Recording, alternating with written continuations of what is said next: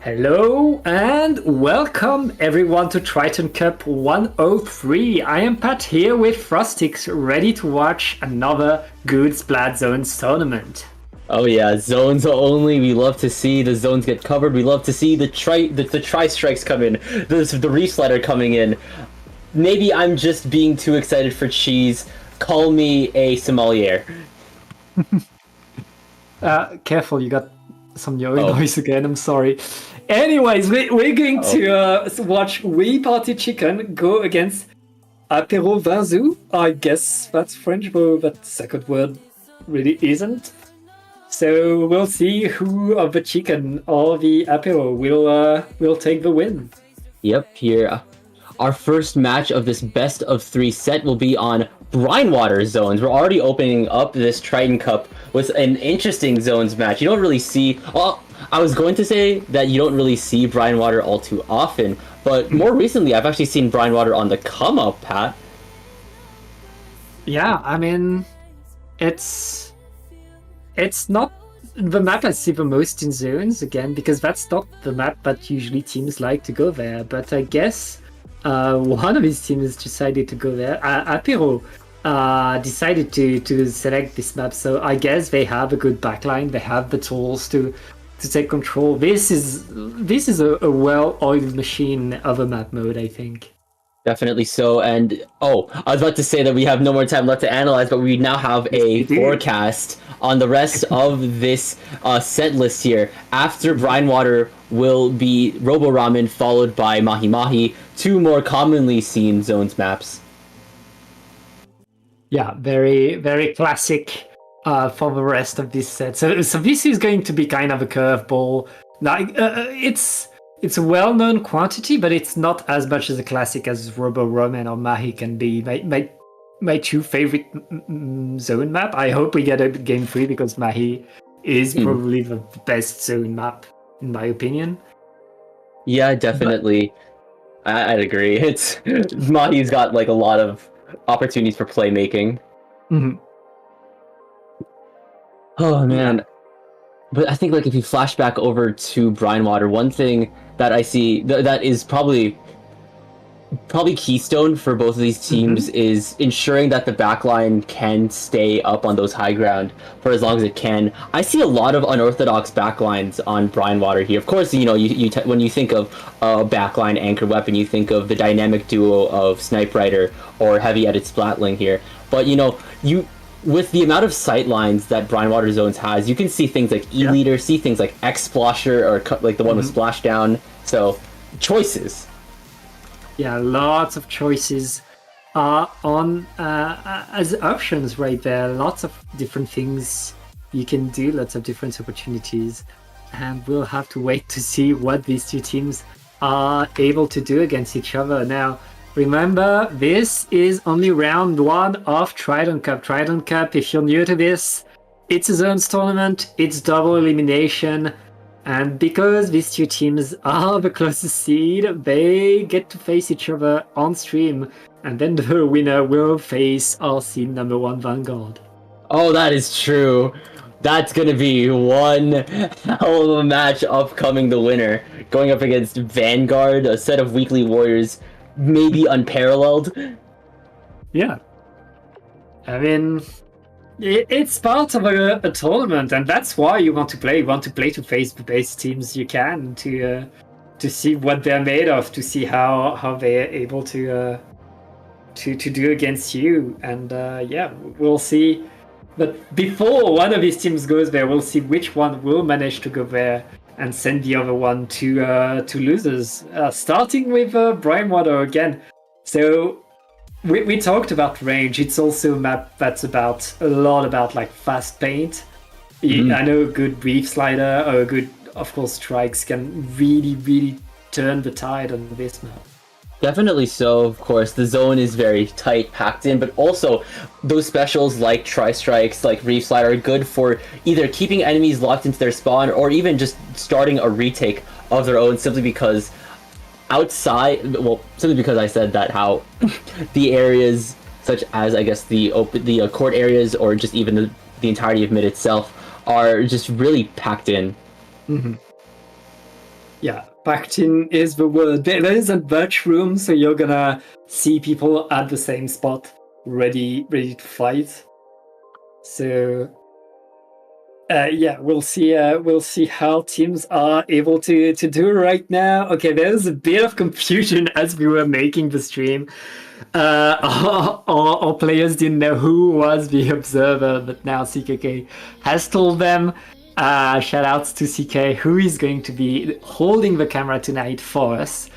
And yeah, we should be starting the game now, and very, very soon. I mean, they have a minute to select weapons now.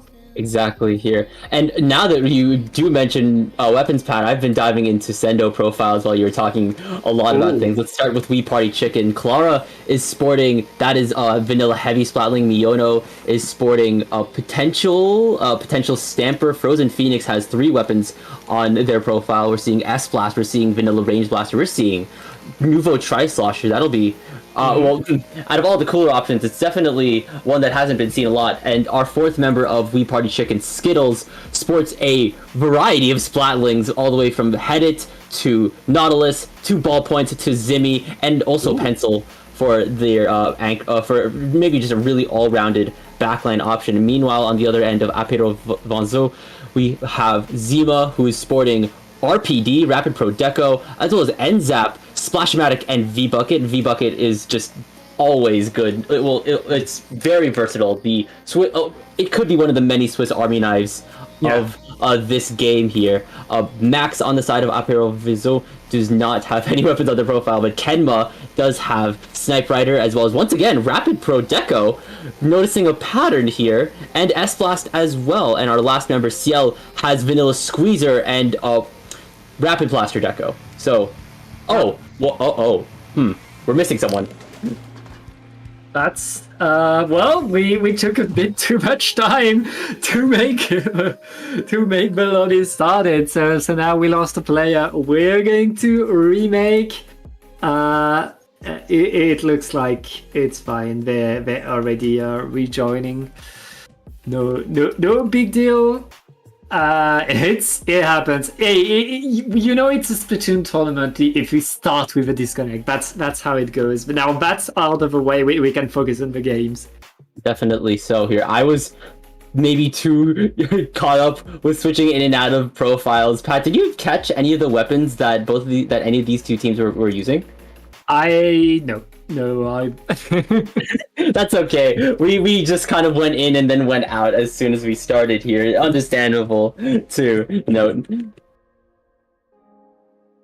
Yeah, we just had a glimpse of the weapons, and yeah, I was busy trying to look at the sandwich chat to make sure nothing was too bad, that the person still had the internet. The person still seems to have the internet, so we should have a room back very soon. I mean, we have the room, but we should have that person in the room back very soon. Exactly. So, of course, don't go anywhere. There's still a lot of Triton-Cup coming soon. Why am I saying this like we're calling for a break? We're not. We're still in this here, and we're getting heated up waiting for this match to start. Yeah, waiting for the game. And they're making us wait, huh? Well, if anything, I don't think we need to wait too long for weapons if they were already locked into their choices. Yeah, I should go pretty fast. So okay. Roboramen and Mahi. What were you saying before I got that out? So the person that disconnected was on Wi-Fi and is now switching to wired. Just noticed, so they need to restart their internet connection. It might take a few more extra seconds, so we have time to talk about the other two maps. Oh, definitely. So here, Roboramen zones. I have been seeing this a lot. Just a couple days ago, I had two tournaments. I casted two tournaments in one day, and Roboramen zones appeared in both of them. So one thing that I, of course, tend to see a lot in Roboramen zones is just as soon as a team gets a cap, they immediately start pushing up elbow and start just blocking the counter-attacking team out of courts. And while yes, a Roboramen, as well as actually a lot of maps, when I'm really thinking about it, I'm thinking like Barnacle and Dime has this attribute as well. But it has it does present a very clear flank route, but it is pretty undesirable. And finally, we have no more time to analyze. Let's get into this match, Pat. Yeah, and I mean, you talked about the heavy splatling coming on the side of We Party Chicken, and here it comes. But it looks like Apero is giving us an ink brush that I don't think we saw that coming.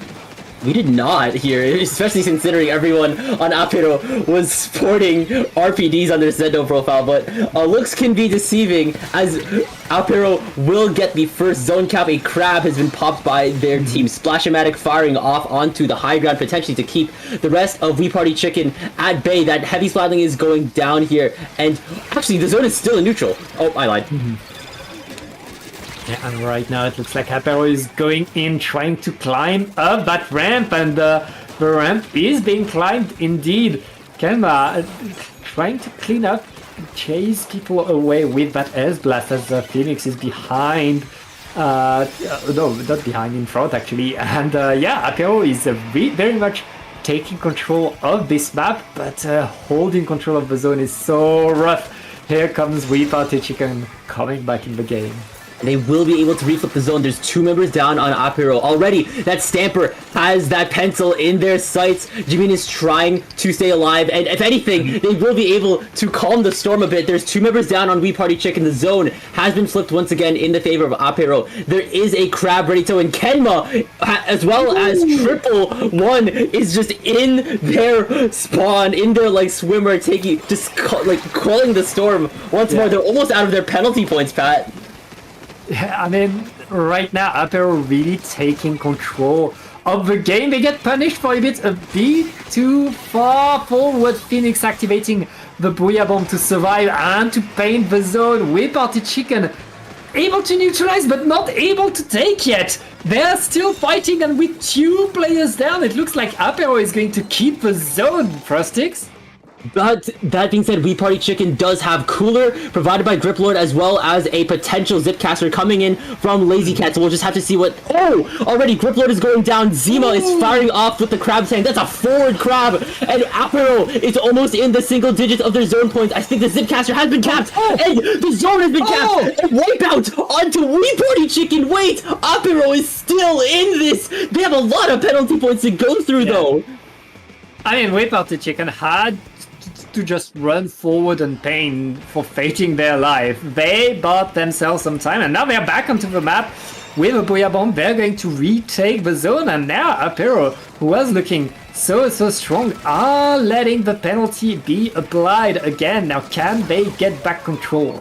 If anything, Clara is holding down this front line alongside Phoenix, but Zima has a Crab Tank, but it immediately gets shredded here. That Blaster and that Wave Breaker just breaking that Crab Tank armor, and now We Party Chicken are out of their penalty points. They are counting down. 111 is calling Zima to the court, calling them to the scene. They need to get this game locked since they were so close to knockout. Zone is now in neutral. Griplord is going down. 111's moving in. Can they get Lazy Cat? It's a frontliner duel. They're just working around this block, but now We Party Chicken is back in control. Zone's back in neutral, actually, and if anything, Apero is poised to take this zone once more.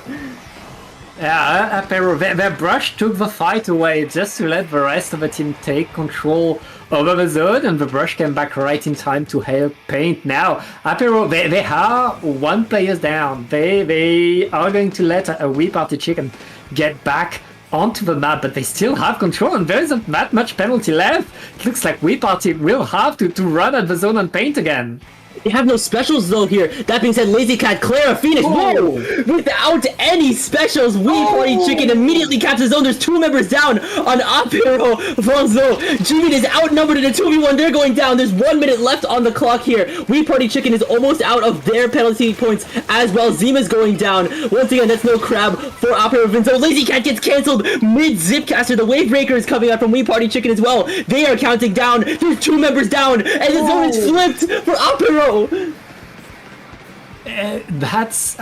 Apero again coming back in control of the zone. There's only 30 seconds left in the game, Frostix, and right now Apero are doing everything perfectly, and they're close to a KO again. We Party needs to run in and do another miracle. They need to win the next fight. They need to get onto the zone. They don't have much time, but they lost 2 players. Make that 3. It's only the Stamper trying to paint from the zip. It's too late, and that's going to be game 1 for Apero.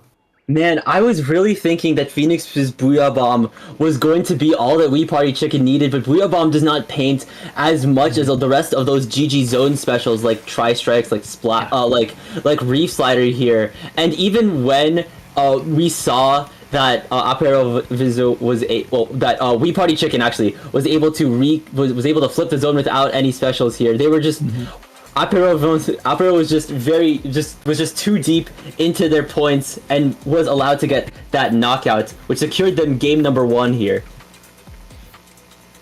Yes, game number 1 for the Apero. Now that was their map choice, and we're in a best of 3. Now we're going to We Party Chicken's map choice, so we'll see if they're able to make it work, if they're able to come back. Very, very nice opening for Apero, but it's only game 1. That being said, though, if Apero wins this second game, they are moving on in the bracket to face Vanguard here. It is a lot of pressure on both teams here. This could be We Party Chicken's last game in winners bracket, but if Apero wins this, they're going up against Seed 1. So a lot of pressure on both of these teams, no matter who wins or loses. Yeah, and these two maps have one thing in common, is that your ability to have long range to shoot above the zone on the other side gives a team a huge head. And Apero Vinzu, I believe they had a crab and a pencil. Like, they had the tools to do exactly that. They do have the that firepower in their hands. We Party Chicken, on the other hand, noticing that they had the frontline cooler with the with the end zap, and they also have just weapons that they have a lot of fighting weapons that can play at a variety of ranges. They have S-Blast, they have Stamper. Those two weapons are known to be really deep. They aren't as deep into the front line, but they can take the front line. But they can take the frontline fights, but still fight at range. Yeah, it's about cutting the distance. It's about, like, both of these teams have different dynamic, and now we'll see them play. We'll see what weapons are being brought on the side of the Chicken. Not much of a change, and we see a Rapid Blaster Pro instead of an S-Blast for Apero. Finally, they stick to what was shown Kenma sporting the RPD that so many members of Apero Vanzu was sporting. Already, both Stampers on both teams have gone down, and We Party Chicken will take first point here. Now, of course, first points can easily be flipped depending on how these fights go. And already, Kenma is getting a pick onto Clara. They have, I think, the pencil in their sights, and with the rest of We Party Chicken retreating, Apero will take that zone and immediately start pushing into elbow. Yeah, and right now Apero takes control of the zones again. We Party trying to go in, but they get splatted in the Zipcaster. It's Apero's turn to Zipcast, and it's working for them. Huge splat right there. That's full control of the map for Apero, who are now ahead of the zone, trying to initiate a lockdown. Yeah, and the Blow Bomb has come from Phoenix, but it will be quelled thanks to Apero Vinzo's members already being on the zone. That being said, Lazy Cat and Phoenix are trying to make their statement, but Lazy Cat will be able to at least take out Zima with the charge slash. The swords going down to each other. The zone actually has been flipped by We Party Chicken. That's 40 penalty points going to Apero. That being said, will they be able to get this hold down? Yeah, great move by We Party Chicken. We're back to a 2v2 for the zone. Phoenix gets splatted, and Vinzu, with the last player on the zone, Zima, are gonna take back control. The rest of the team is coming back, and I guess we're going to get out of a team fight right away. And already the zone is going into neutral for this team fight. Bombs and range attacks are being tossed as Zipcasters come out from Zima. They have Griplord in their sights. Griplord will be able to shut down Zima midair. Lazy Cat has a Zipcaster of their own, chasing down Kenma here, and they're being forced to retreat. We Party Chicken is almost out of their penalty points here. They need to keep holding. They have a Booyah Bomb from Phoenix, but Phoenix has gone down. The whales are still coming out from Kenma. Clara is trying to keep this zone painted. They're keeping this hold down pat. And We Party Chicken gets a wipeout. They're gonna get the lead now. I mean, Apero Vinzo needs to win two fights before they get to the zone, and right there, We Party Chicken, being very prudent, waiting well, are going to take a good lead, and there's only 30 ticks left on the zone now. Being said, though, there's two members down. Zima is flying with the Zipcaster. Zima is going down. Griplord and Clara are keeping this zone alive to hell and high heaven, even when all the specials are flying out. Zone is in neutral. Kenma is trying to get some chip damage here, and there's the zone for Apero. That's 61 penalty points to We Party Chicken, and two members down. Once again, Apero is taking control of the space, applying pressure at elbow onto We Party Chicken spawn. Yeah, and Apero needs to hold that space. Oh, Kenma is in a great position right there. Force Phoenix to Booyah drop to the side. I mean, right now, Vinzu, they're holding control over the zone as the Chicken are struggling to push forward. Oh, they're there. Okay, it looks like We Party Chicken is getting back onto the zone, but they lose 2 players.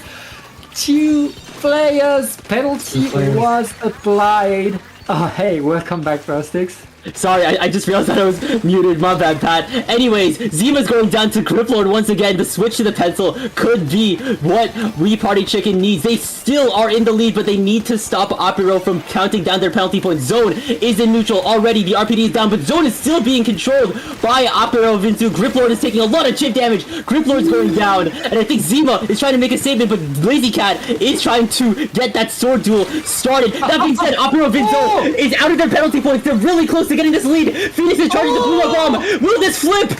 This will flip! But Booyah Bomb is enough. We're now in the last minute of the game, and We Party Chicken is holding the lead by 2 single points.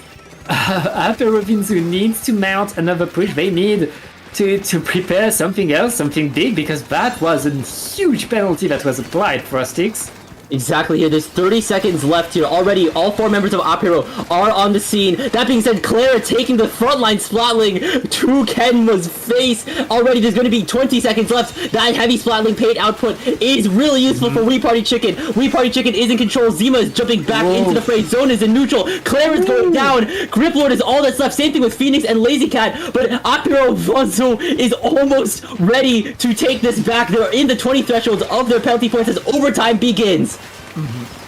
We Party Chicken using the Booyah Bomb onto the zone, but that wasn't enough. The paint control is neutralized right there. Both teams painting as hard as they can. We're still in overtime, and there's one down on each side. We Party Chicken able to get it, able to stop them. We are going to game number 3. What an overtime, Pat. That was insane. Both teams trying their absolute hardest to keep that zone alive in their favor. It was in neutral for... It was either in neutral or in Apiro Vinzo's hands for so long. We Party Chicken was trying so hard. They had a lot of weapons that could paint. Of course, Clara on that heavy, and Griplord switching from N-Zap to the pencil. Of course, Phoenix's Booyah Bomb, while yes, it can't paint a lot, it still provided a lot of displacement and a little bit more paint in We Party Chicken's arsenal, which allowed them to take that game 2 on their map as we go into the tiebreaker match. That's that map that you were talking about, Pat. Welcome to Mahi Mahi.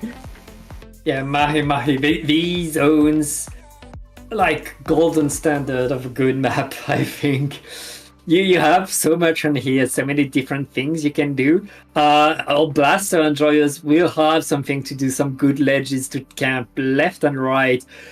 The same for our good backlines. We've seen 3 backlines in the previous game. They'll have vantage points to use and cover for that splatling. There is something for everybody here.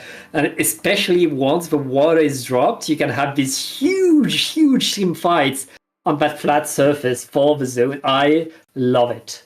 Oh, speaking of the water level dropping and flat space being newly acquired, that brush on Apero Vizu is going to have a lot of fun on this map as well. Once that water level drops at the 60-point threshold, I've recently learned that I think the water level drops at the 60-point threshold, depending on which team caps it. But as long as that water level will drop, it'll allow these frontline weapons, like, say, the swords on both teams, as well as the brush on Apero, to just move a lot more without needing to, without running the risk of taking a dip. Yeah, I mean... It's about control. It's about plays and counter plays. You have to be constantly aware because it's pretty fast for a team to rotate and attack from a different side, get back onto the zone very, very fast. But also at the same time, if you have good control of this, you can simply stay on the middle of the map once it's dropped and keep it and keep the full control. Now let's get into the game. Tiebreaker winner goes to face our seed number 1. Losers goes to the lower bracket. So, in terms of new weapon switches, we're seeing Clara on the Deco Heavy. That sports Kraken now for Wee Party Chicken. Meanwhile, 111 is going to Junior. So that's going to be a lot more paint output for Apero Vizu. And speaking of paint output, Wee Party Chicken is using their paint to take first points. Already the RPD is going down. The Crab is ready on the side of Apero as well. But there's 2 down on Apero. Wee Party Chicken is coming out of this match swinging. Yeah, the Party Chicken are riding their previous victory right now. Vinzu activating the bubbler, very nice bubbler next to the zone, winning the fight and taking control of the pace. Huge move by the Junior right there. And Apero Vinzu are now trying to push Crane to get ahead of the zone. We didn't get to 60, so the water hasn't dropped yet. That being said, it could be the case depending on which team can get to 60 first, as they are both in the 60 threshold. The zone is in neutral. Phoenix landing a direct onto Zima, and now Wee Party Chicken flips the zone in their favor, courtesy perhaps of Clara's Kraken heralding that counter push here. And they're almost out of their penalty points. They're going to start counting down really soon. That being said, Clara's going down. That's 1 member down on Wee Party Chicken, but now that's the splash down, and 111 is poised to go in. They're going down. 1 down on each team, and the water level has now dropped, Pat. The water has dropped, and Wee Party Chicken still is in control of the zone. Apero Vinzi, who were looking incredibly strong in Game 1 and the start of Game 2, and are now struggling to get in. They lost 2 players. Kenma is punished. That's 3 down onto Apero, and Apero are back now, and they have 1 last shot. They need to run at the zone now. Exactly here. Wee Party Chicken is almost through the 10 threshold. They're in the single digits here. Is anyone from Apero Vinzo moving in? Wait, they will be able to cap the zone right before Wee Party Chicken gets the knockout here. That's 64 penalty points going to Wee Party Chicken. And now Apero Vinzo is poised to take the zone back. Huge moves right there by Apero. But they already lost 3 players again. It looks like Wee Party Chicken really likes this map, really likes to play here and have the coordination and control. And that's the power of having all of that range on that team. I mean, they have 2 back lines and 2 mid lines. That's huge for holding control of the map like that. Definitely so here, but that being said, Phoenix is going down. That's no S-Blast for Wee Party Chicken and no Booyah Bomb. The Bubbler has been popped by 111, being able to take out Griplord, and that paint output from the Junior single-handedly flips the zone for Apero, and there's 3 down on Wee Party Chicken as well. Kenma and 111 just rushing Wee Party Chicken's front line, mid line, and they will be able to get out of their penalty point. Zima is trying to take the fight now to Apero Vinzo's court here. They're really eager to start fighting.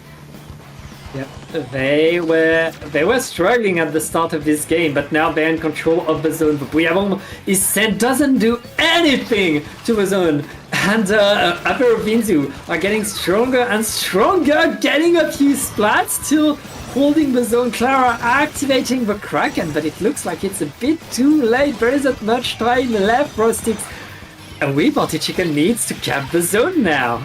They do need to get there fast, but there's a bubbler being set up by 111 that can block any Booyah Bomb. The lead has been taken. The zone is in neutral here. Which team will cap the zone? That's a wipeout for Apero Vizu. That's the knockout. That's a knockout, and that's Apero Vinzu winning this game 2-1. Beautiful game. They were behind for the first 2 minutes, but they got a huge comeback. That is just insane from Apero Vinzo. They will be moving on in the bracket to go up against Vanguard, but before they do that here, I really just want to talk about how I think their switch to Junior just made a lot of their holds a lot more worthwhile here, because Junior was like, we saw 111 be able to single-handedly flip the zone simply because of how much paint output Junior has and how little the Mahi Mahi zone is. And one thing I also just thought was really brilliant from Apero was the fact that that bubbler that comes out from Junior can block perhaps one of the more imminent specials from Wee Party Chicken, of course, Phoenix's Booyah Bomb, but it could also shield them from the oncoming threat of Clara's Kraken or the Stamper Zipcaster. I agree, like the Junior was really the pick, because against the S Blast and the Stamp, the bombs were punishing these weapons for having end lag, for having constrained movement. And then you activate the bubbler on the zone, and as you say, if the junior activates the bubbler on the zone, the junior has the zone. That's it. You can't do anything. Yeah, like what do you do against a shielded junior that can just single-handedly flip the zone from your hands here? It's just like, you know, a chef at a breakfast restaurant serving you a triple stack of pancakes. And delicious it is. Then that victory is delicious for Apero Vinzu. Hope they're enjoying that appetizer or something. Yep. They're going to move on to the upper bracket with Party Chicken. It's not the end of the tournament for them. They still have at least one more set to go. And we have more than one set to go, Frostix. Right after this break. Don't go anywhere.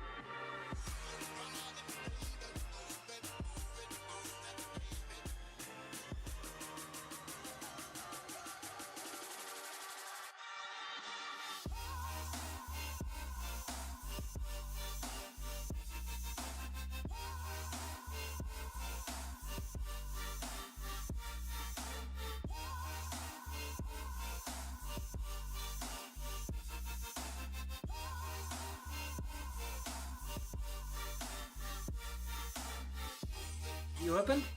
Yeah. Oh, yeah, sure. I'll go for it. Oh.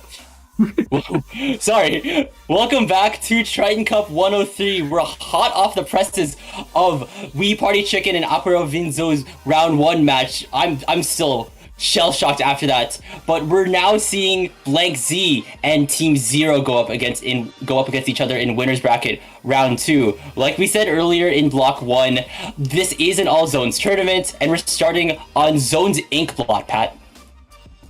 Okay. These two teams are very similar because of their name. I don't know that much about these two teams. That one team is Zero, the other is Blank, and they added a Z to like these names are the same. Yeah, honestly, if you kind of like merge them all just in blank zero, Blank zero. it's like they tore a really big team name in half. Maybe that's their situation, but at the same time, Blank Z is an established team. I think same thing with Yeah. same thing with Zero. I think unless they're a very consistent pickup. Yeah. Here we see blanks with okay, a very common no backline to mid-range splatlings to ensure safety.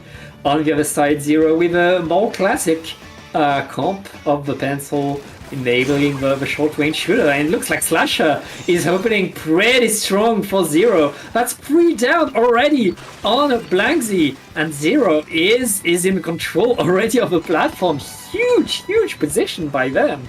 I've been seeing Slasher a lot in weekly tournaments, and they truly live up to their namesake. A really consistent Stamper player being able to take out that 52 all the way from over there. They're still in control of this Inkblot zones here, and Pyro's trying to make their statement known. Same thing with the 52, but the 52 is going down here. Will the Headed go down as well? The zone is now into neutral. Here comes the Reef Slider, and that will flip the zone, Pat. That Reef Slider is enough to apply penalty, but it's not enough to take control of the map. Zero staying there, getting punished into this fight, but Blanks is still pushed away from the zone. Right now, Slasher is hunting with the Zipcaster. Oh, Slasher will be shut down by Golda, as well as... Is that also Golda 2 perhaps here? And the Tetra is trying to move in, but they will be going down to Bomb's Crab, shutting them down. There's 2 members down on the side of Blanks. The rain is coming down, but it won't stop Zero from recapping the zone and getting out of their penalty points. That being said, they're 2 down. Blanks could retake this zone. Yeah, I mean, Blanks are on the zone, but they're not painting it. They're too busy fighting for their lives. All of Zero is activating their special, but Crab Tank is taking so much control, and the zone stays blue. Huge Crab Tank by Bomb, and Blanksy is pushed away. Bomb is still going in. Huge moves. They clean up right now. It's only the Gao onto the zone. It's too late, and Zero takes a commanding game 1. Only 7 points were scored by Blank Z. Team Zero is just really eager to throw hands on this Inkblot round 1 here, and I think that's something that Team Zero is definitely known for. They are aggressive as all. They are very aggressive for what they are as a team, and they're able to be as aggressive from so many different angles here. I guess maybe their playmakers, say Slasher as well as Bomb, are just able to take fights at a lot of areas here, like. It's what Splash and Stamper can do. Yeah, they were shooting Blank Z, but they were not shooting Blanks. It was a great move right there by Zero. Again, they cut the distance, they run in, took control, and once their pencil was in position on top of the zone, it was so hard for Blank Z to push them away, and even with Blank Z able to get back onto the zone, they were not able to win this fight for stakes. Yeah, exactly. I think they were using a lot of their specials to go in, stuff like the Reef Slider, stuff like the Ink Storm here. But once those are expelled, it doesn't give them a lot to work with, where Zero can just take the high ground that is so very important on Inkblot Art Academy, no matter what the mode is. And because they maintain the high ground, they're able to just have that height advantage on to Blanks, and was just able to wipe them out before they could keep holding here. We're going into game number 2. We're still, of course, staying on zones. This time, we're going to Museum D'Alfonsino. Holy Spinner City. Yeah, Museum D'Alfonsino. Very much another classic. Let me check who selected which map. Both teams chose to go here. Both teams like this, and that's not a surprise. It's a wide map. You talked about being able to drop to the side in the previous set. This is the map where you can do that the most. Drop to the side, get back onto the zone very, very fast, and maintain really a presence on the map at all time. And here we go. We're going into potentially match point. We're seeing the splatter shot coming in from Blanks, and we're also seeing Gal come out from Team Zero here. this will be. Oh no, I think Wee Wee was already on Gal. I was not keeping track. We're moving really fast here. It's something that Zero can do very effectively. Yeah, right now it looks like BlankZ are going to be onto the zone. Can they take control? Both teams are fighting for it, and it's 2 down onto BlankZ. Make that 3. Oh, that was a delayed wipe, I think. And the Golda is behind with this Tetras as Zero is ready to take control. Bomb activating the crab tank, getting shot at and getting pushed back into spawn. And now it's all on Jiki to hold the zone, but Jiki is holding pretty well with that pencil. As What's Golda trying to do? Golda was trying to get the sneaky. They get caught out by Wee Wee here, and Wee Wee is moving in, trying to get some stray shots onto BlankZ's upper platform with this Gal. Good for chip damage, allowing them to be weaker whenever Slasher decides to go in. Already, Zero is almost out. They are out of their 30 threshold. They're moving into the 20s, but Blanks is charging in. Here comes the Re-Slider. Zone has been flipped, and Blanks is starting to hold.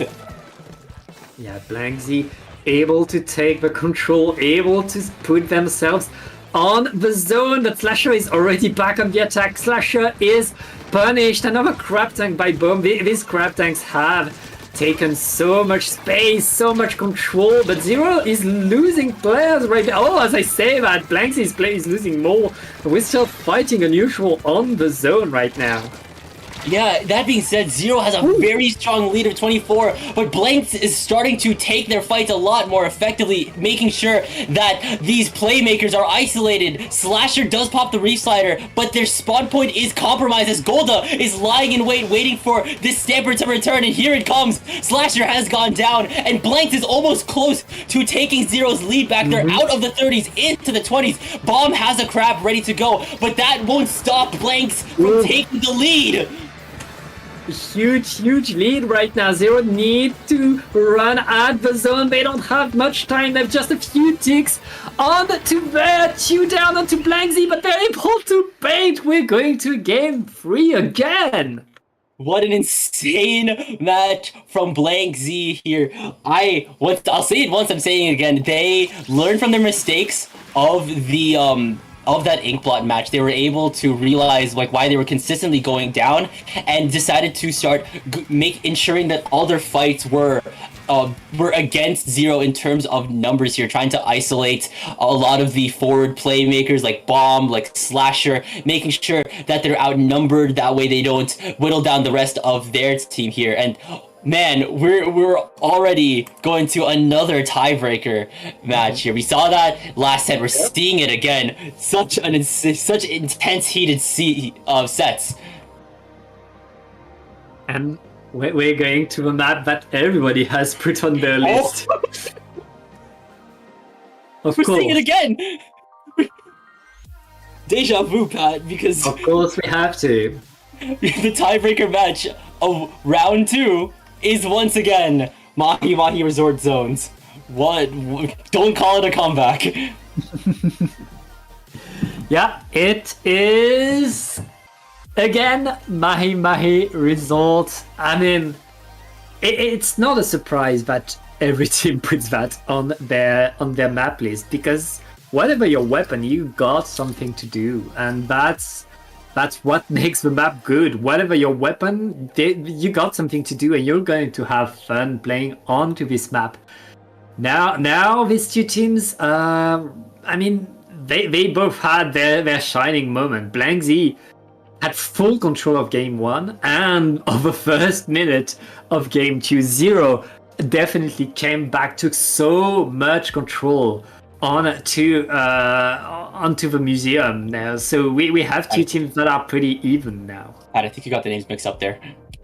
Oh, did I? Yeah. Yes, I It was did Zero. have my name. Yeah. It was Zero that had the very impressive game 1, and Z that had the triumphant comeback in game 2 here. I was noticing that Zero was very aggressive, being that unstoppable force in that museum game. The movable object this time around was BlankZ in game 2. We're going into the tiebreaker. This is for all the marbles. Whoever wins this will move on to round 3, and we'll have to see what happens in this match.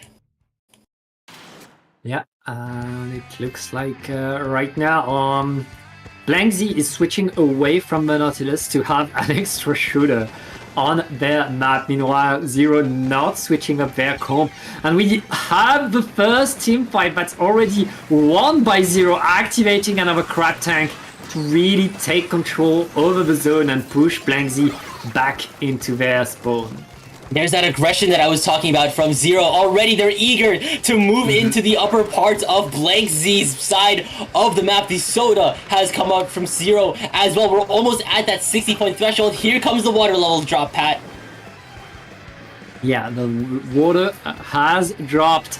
And Zero is still scoring points. 1 down, 2 down onto Blank Z. And Zero is not stopping. Blank Z only had 30 ticks left to get back into the game, and it's going to be pretty rough after all the players they lost. Yeah, exactly. There's 20 ticks left here. No one on Blank Z has stepped off of the plat here. We're in the single digits now. Already the headed has gone down. Gold is trying to make a move onto the zone. The Reef Slider will cap the zone!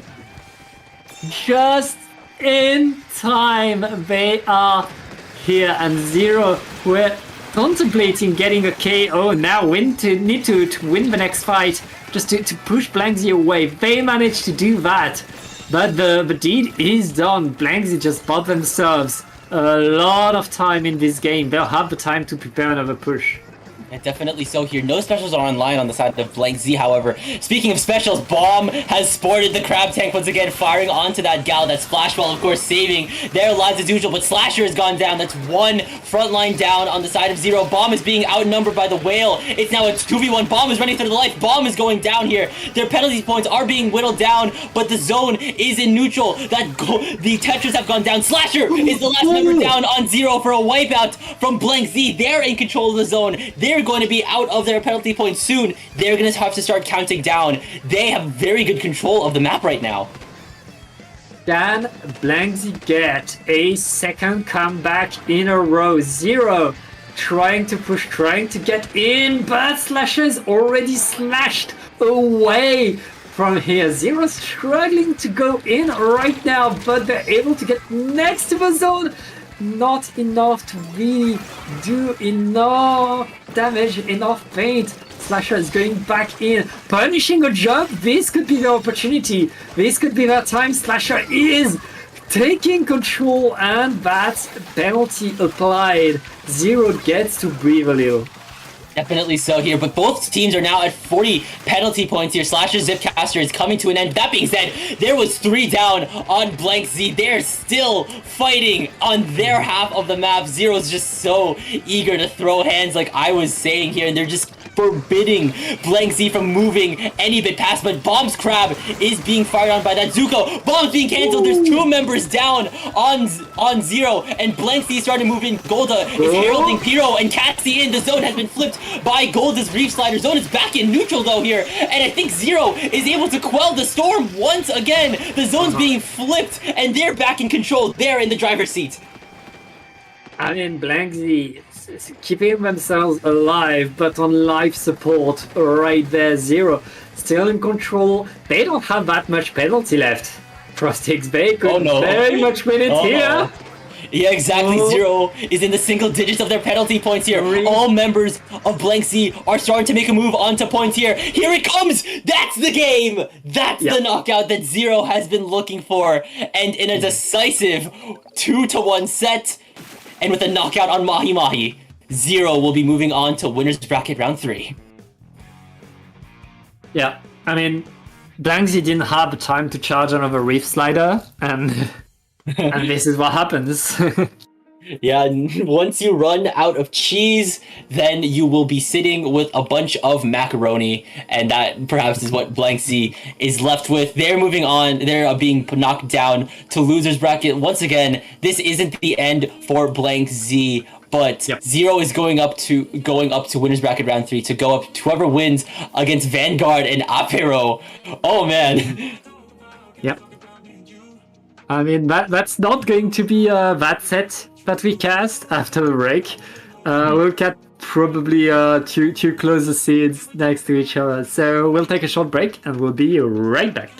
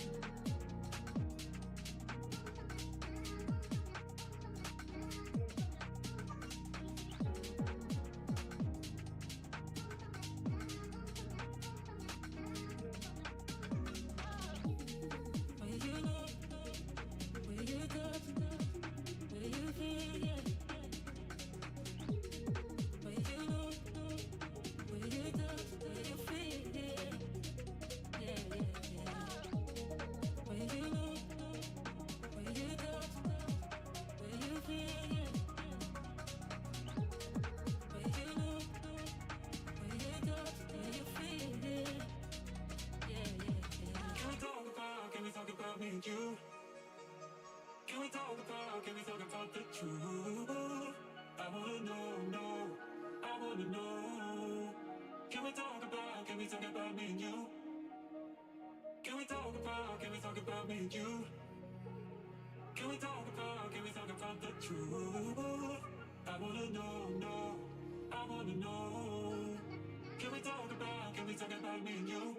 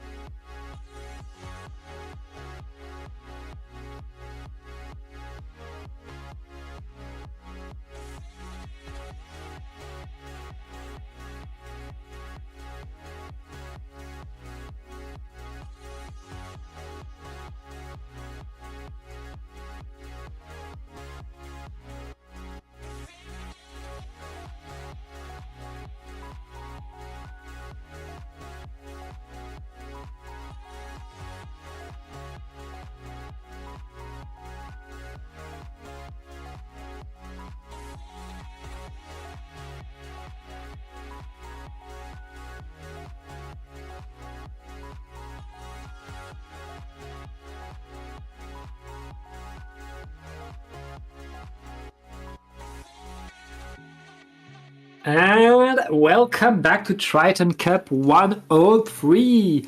And we're going to watch. We're getting far into the tournament, Frostix. Now we're getting to see the top players. On the one side, we got We Love Math and the Devin going against Tamaris. So Tamaris, a team name that I've seen a bunch of like people that play this game together, that grind these tournaments together and have good results. But on the other side, We Love Math and the Devin are full of the best players in Europe, honestly. Two sets of one team is a set of weekly warriors. Well, both teams are a set of weekly warriors. Are very consistent in their gameplay. If there's one thing I know for sure about this new best of 5 set, we will be seeing leader Pat. Devin is here, and you know what that means. Yep, I mean Devin 4K is here. There will be elite action, most probably, especially if we start on Barnacle and Dime. That is wide open with good vantage points for a good sniper. Definitely so here. It's not just leader of course has the longest range of all of the charger class, but stuff like pencil can also play really well here because of the sight lines and the openness of the map. And wow, we don't even have any time to analyze it. This isn't the match point or tiebreaker. This is round 1 of winners bracket round 3. What do we have in store? On the side of Tamaris, a very classic comp. And on the side of Love Math, of course, it's the elite comp. I help with the Zap to provide the tacticals. Definitely so here. Already, that Gal will be the first pick of the match here. Tamaris will be getting that first zone, and already they're poised to be moving up to the upper platform. But Wheel of Math and the Devon has just a lot of firepower in their hands here.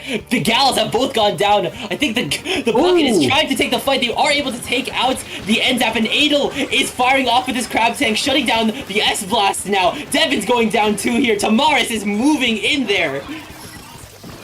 I mean, Tamara is very, very strong in that opening, well coordinated in the fight now. Aaron able to get one splat and setting themselves in position with the Gal. Now they take control of the zone. That was a no sweat retake by Wheel of Math. Yeah, definitely so, especially considering Tamaris was already halfway through their points. That's 44 penalty points to them, and already Wheel of Math and the Devon are taking a page out of Tamaris' book and starting to move in to the courts here. That Gal and that Pencil are moving in. The Wave Breaker is ready, courtesy of the V leader here, and here comes that Wave Breaker. Here comes the Whale as well. Wheel of Math and the Devon are almost at Tamaris' points. They will be taking the lead from Tamaris here, and they're in the 30 threshold, but here come the Tri-Strikes. Yeah, the Tri-Strikes able to neutralize the zone. Now with the help of the rest of the players, it's not over. Everybody needs to paint because Wheel of Math. Oh no, Tamaris takes control in the nick of time. But they still need to fight to take control of the zone. They lost 2 players, and Devin with that Eater 4K is in position, but 2 down onto Love Math. Tamaris takes back control of the zone, and this time they don't have much penalty left, Frostix. Yeah, they're almost out of their penalty points. However, more could be applied if that Booyah Bomb does get the paint off. I don't think it will paint the zone at all here. The lead has been flipped to the side of Tamaris here. However, the zone is in neutral. It has been flipped for Wheel of Math and the Devon. Devon's being forced to move back, but the Crab has been cancelled. This Gal is painting up forward again. The Soda's come out from the NZAP here. There's 3 members down on Tamaris, and now Wheel of Math and the Devon are moving right back into court. And Wheel of Math again taking back this control, putting themselves back in this position. Tamaris using their strikes to not flip the zone, neutralize, but Devin! Do they get the crab? No, it's a wipeout before they can snipe the crab with a headshot. It looks like Wheel of Math is going to get the lead and are in a great position to get the KO, Frostix. What a way to get the lead back. 2 shots from Devon, securing 2 picks for a wipeout for Wheel of Math and the Devon, and they're almost at the single digits points. But Tamaris is trying to break in. The Soda and the Tri-Strikes fly in from Tamaris. Zone has been flipped for Tamaris. There's 2 members down on Tamaris, though. Cookies is cleaning up mid and flipping the zone for Wheel of Math and the Devon. I mean, Tamaris, they ran into paint. They paid the price for it. They're back with a bit of time, with a bit of penalty, but they have 1 minute and a half to take back control of the zone, and the Booyah Bomb is going to get 1 as Wheel of Math is simply holding more and more ground. But will Adel's Crab be what Tamaris needs, since Wheel of Math and the Devon are in the tens of their penalty points? The Gal and the Bucket are down on both teams. Wheel of Math is almost out of their penalty points. This could be knockout, and 1 more snipe from Devon will seal the game for Wheel of Math and the Devon. They will take Barnacle and Dime. I mean, Tamaris were able to hold control of the zone once. But Wheel of Math hold it several times, were able to get retakes, get back onto the map in lots of different ways, and really show the diversity of their gameplay.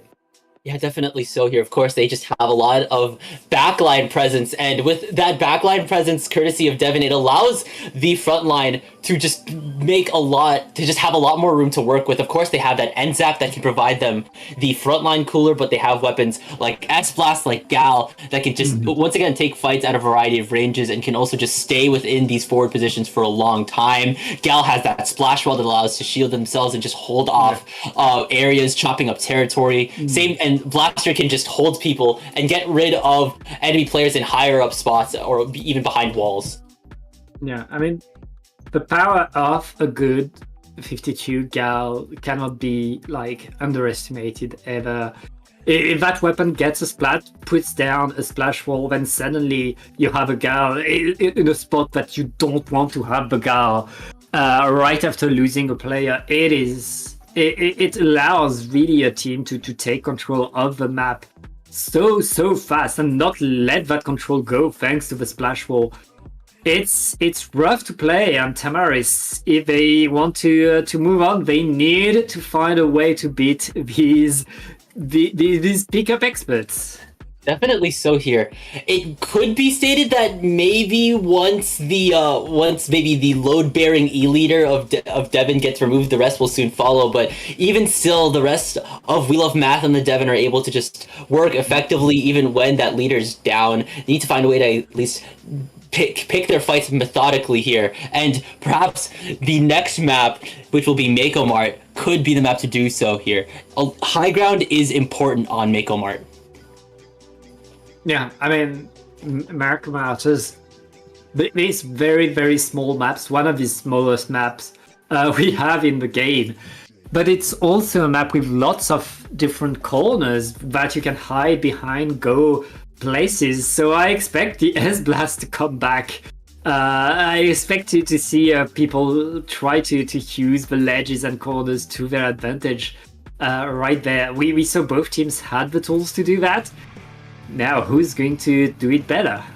Definitely so. We'll have to see as we go into game 2. Already, Tamaris is sticking to their guns, and their guns make statements. Same thing with Wheel of Math and the Devon. No switches needed from both teams as we go into game number 2. Already, both teams are making their ways out of their spawn. I think they're trying to make use of the sacks. 23 will be going down. That's first pick of the match. Aaron is in a duel. They will be going down, I think, to a range projectile from a crab. Perhaps, speaking of crab, that's been popped by Adel from Tamaris, but Wheel of Math and Devon will be able to cap that zone first, but right before Tamaris takes it back from them, there's 2 members down, 3 members down on Wheel of Math and the Devon. Tamaris is holding this ever so stronger right now.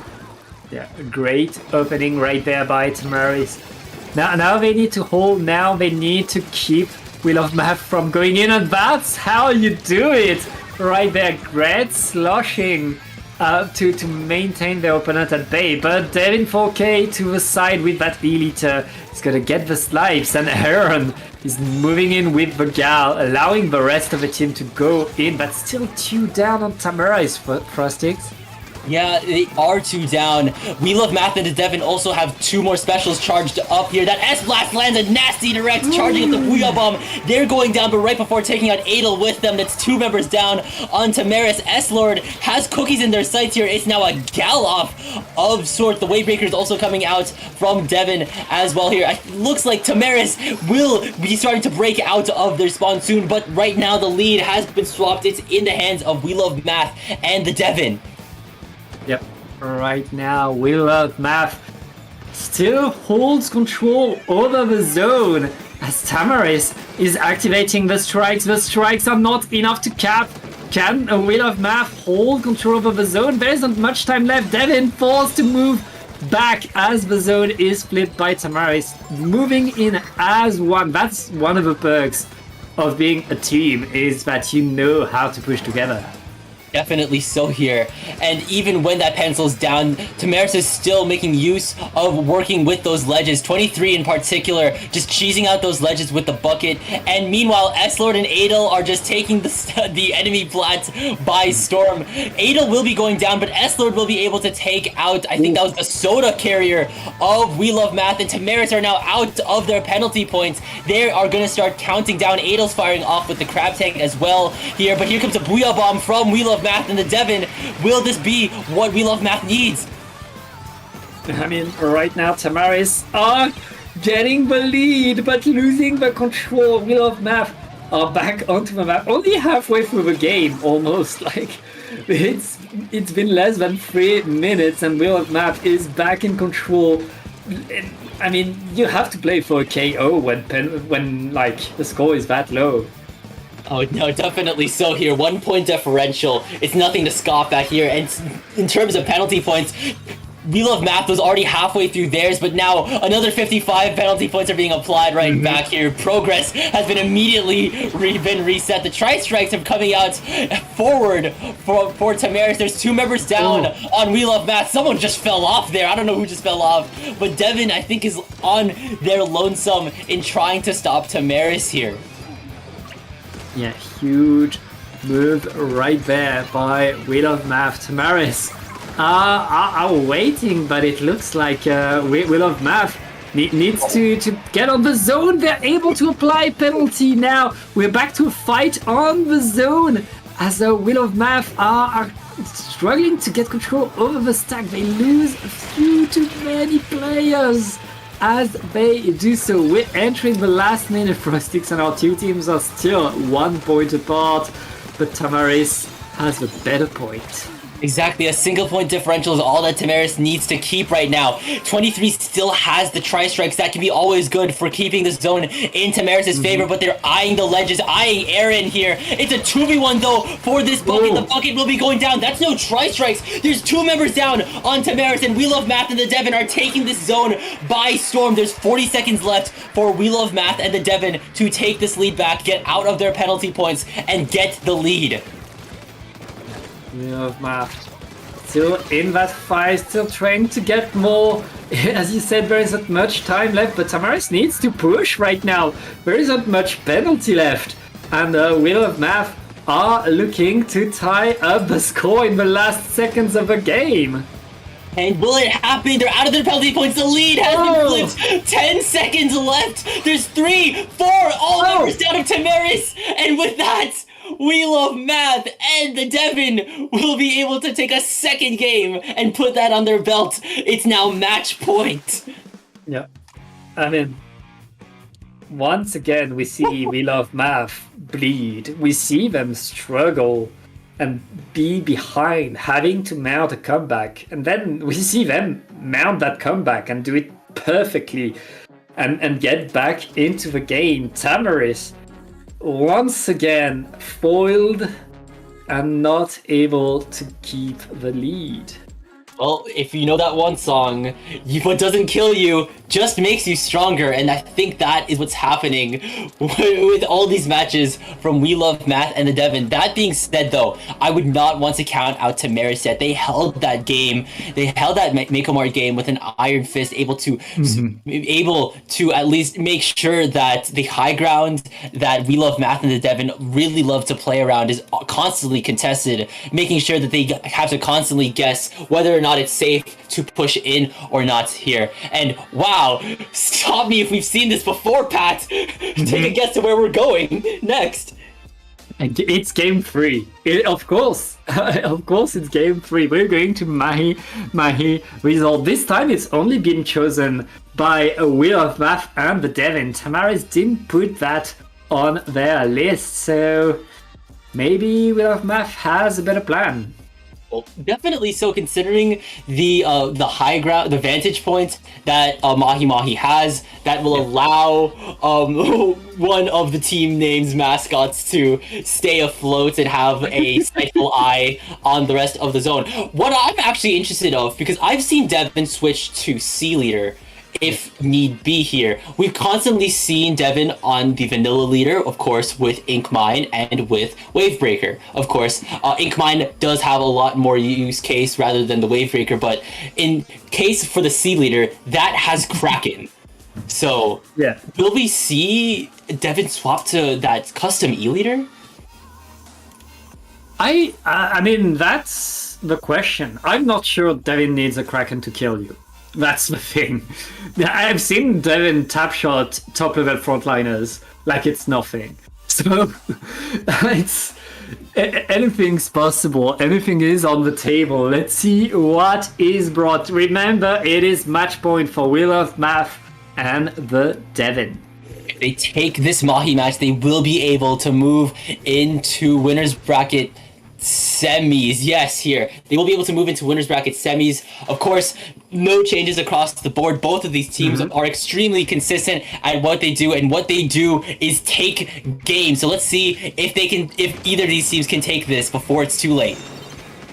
Oh, and it looks like Tamaris are able to paint the zone already, but they're not able to... Okay, they're able to push Wheel of Math away from the zone. Nice retreat by the S-Blast, who's going to get splatted anyways. Tamaris very much pushing themselves in front of the zone, and as the water will drop in just a few more ticks, we're going to get very much Tamaris taking control of the map. Oh, definitely so here.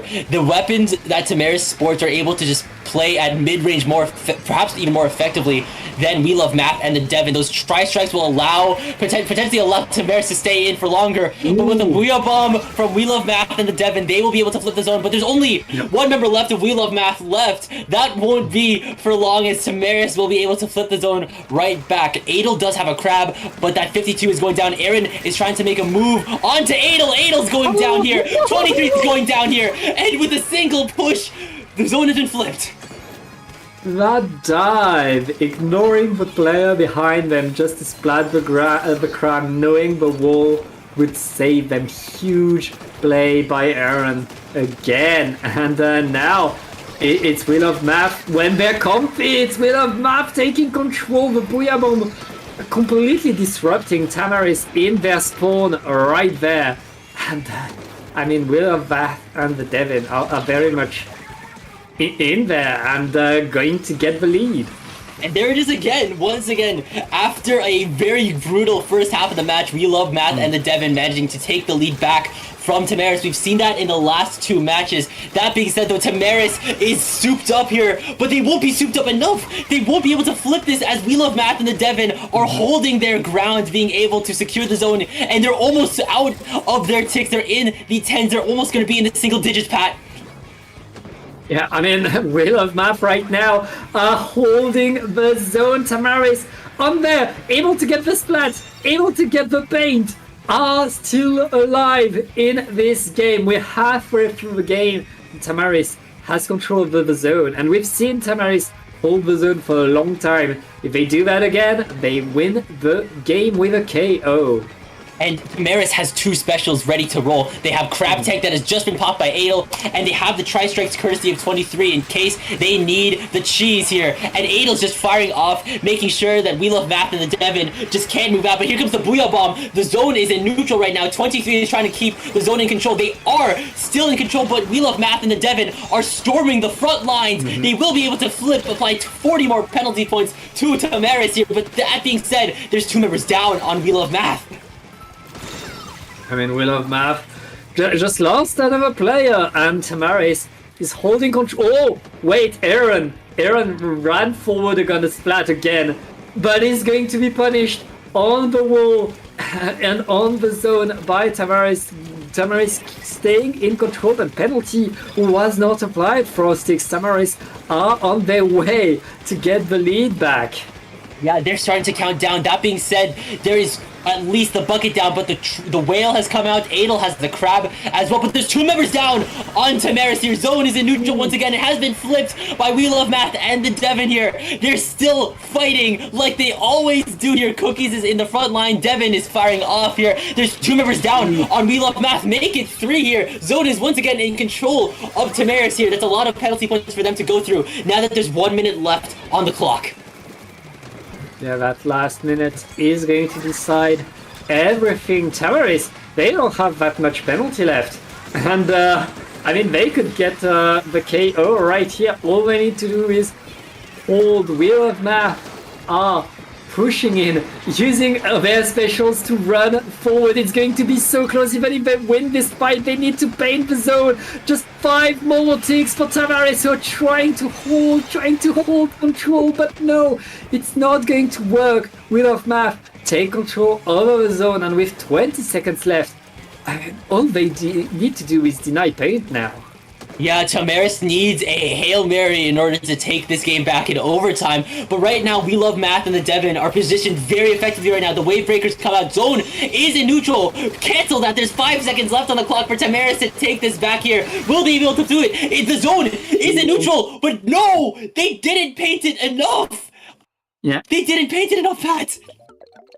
Neutral is not enough. You need to take The zone was not taken, and now Tamaris.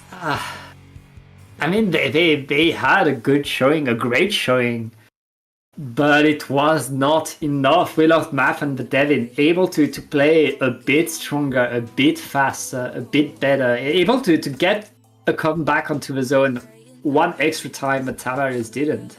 Yeah, exactly. Here, when we love even when we love Math didn't get that knockout, they put the match at a point where Tamaris needed to get a knockout in order to win here. And when they pushed them into overtime, everything started to go into panic mode for Tamaris here. They had to get out, they had to get the paint going here. But when We Love Math and the Devon were just very comfortable, it just allowed them to just cruise that overtime out here, deny them any space, deny them any paint here. And it allowed them to take that set in a sweep here. Yeah, I mean, that's a 3-0 for We Love Math and the Devin. They're going to move on to the semifinals where they will meet Vanguard. Shoutouts to Warlock on We Love Math, who is a teammate of Vanguard. They want to land together, so that's going to be a fun one for them. We'll watch the other semifinal, which is going to be Who Up Enameling their Pins. Who Up Enameling they pins. Okay. Yeah. Going against Zipcat, okay, the lobby is already waiting for us, so we'll take a very short break. We'll be right back.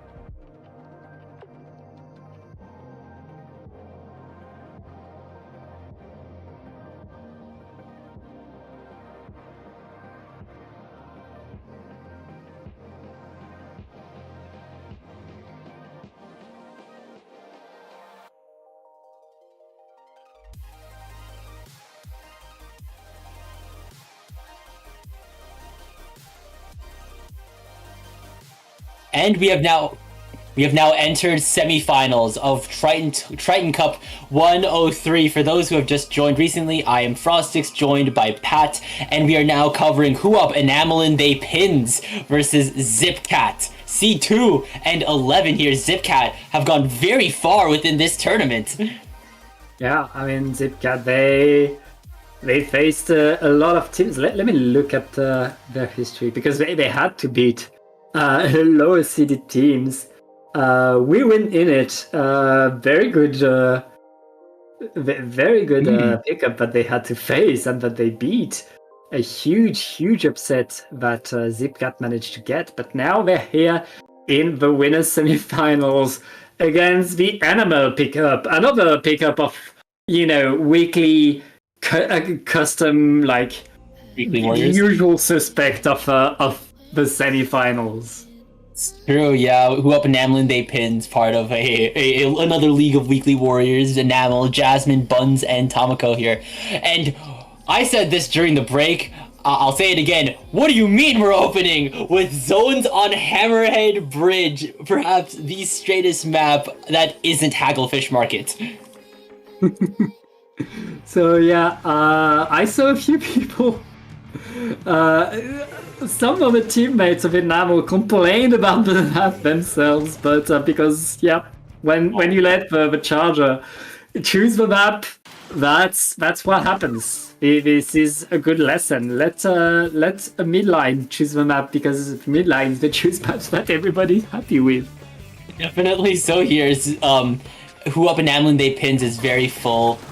Who Up Enamelin They Pins is just full of weapons that can fight at a lot of ranges here. They will be actually, Zipcat. Is it Zipcat or is it Who Up Enamelin They Pins that took first cap? I think that's Who Up Enamelin They Pins, because I noticed Tiki Taka on Who Up Enamelin They Pins.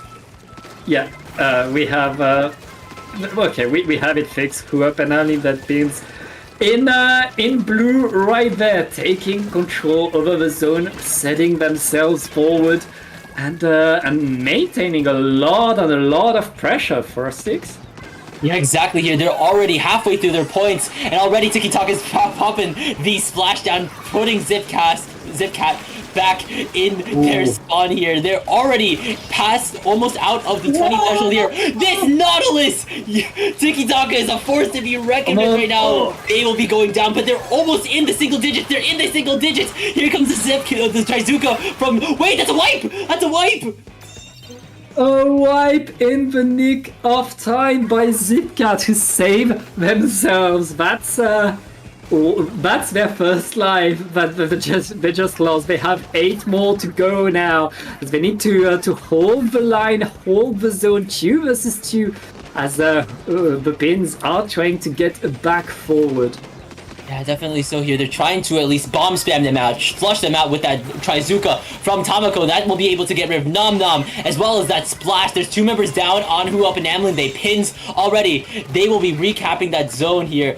Will they move up here? Already Tiki Taka's trying to move in. The splashdown will at least take out the bucket Nom Nom. The splash is going down as well here. They're eating their way through their penalty points and keeping Zipcat at bay. Yeah, the Pins back in control, back on the attack, back on the hunt for that Nautilus, just moving in, activating the splashdown, not being very lucky with that splashdown. Zipcat are missing the zone. Oh wait, they're not able to cap the zone with the strikes, and the crab is taken to the side. This is so rough for Zipcat. They're able to get on the zone and they're able to apply penalty now. Can they get control?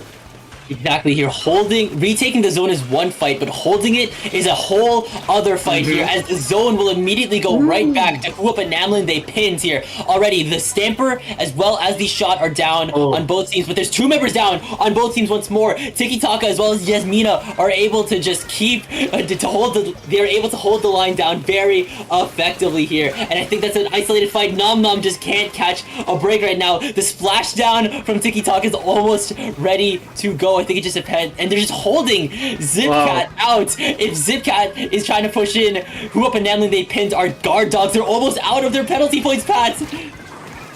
And I mean, Who up enabling their pins, taking control, taking the zone. Zipcat creating the surprise, keeping themselves alive thanks to an incredible push right there, but it was not enough.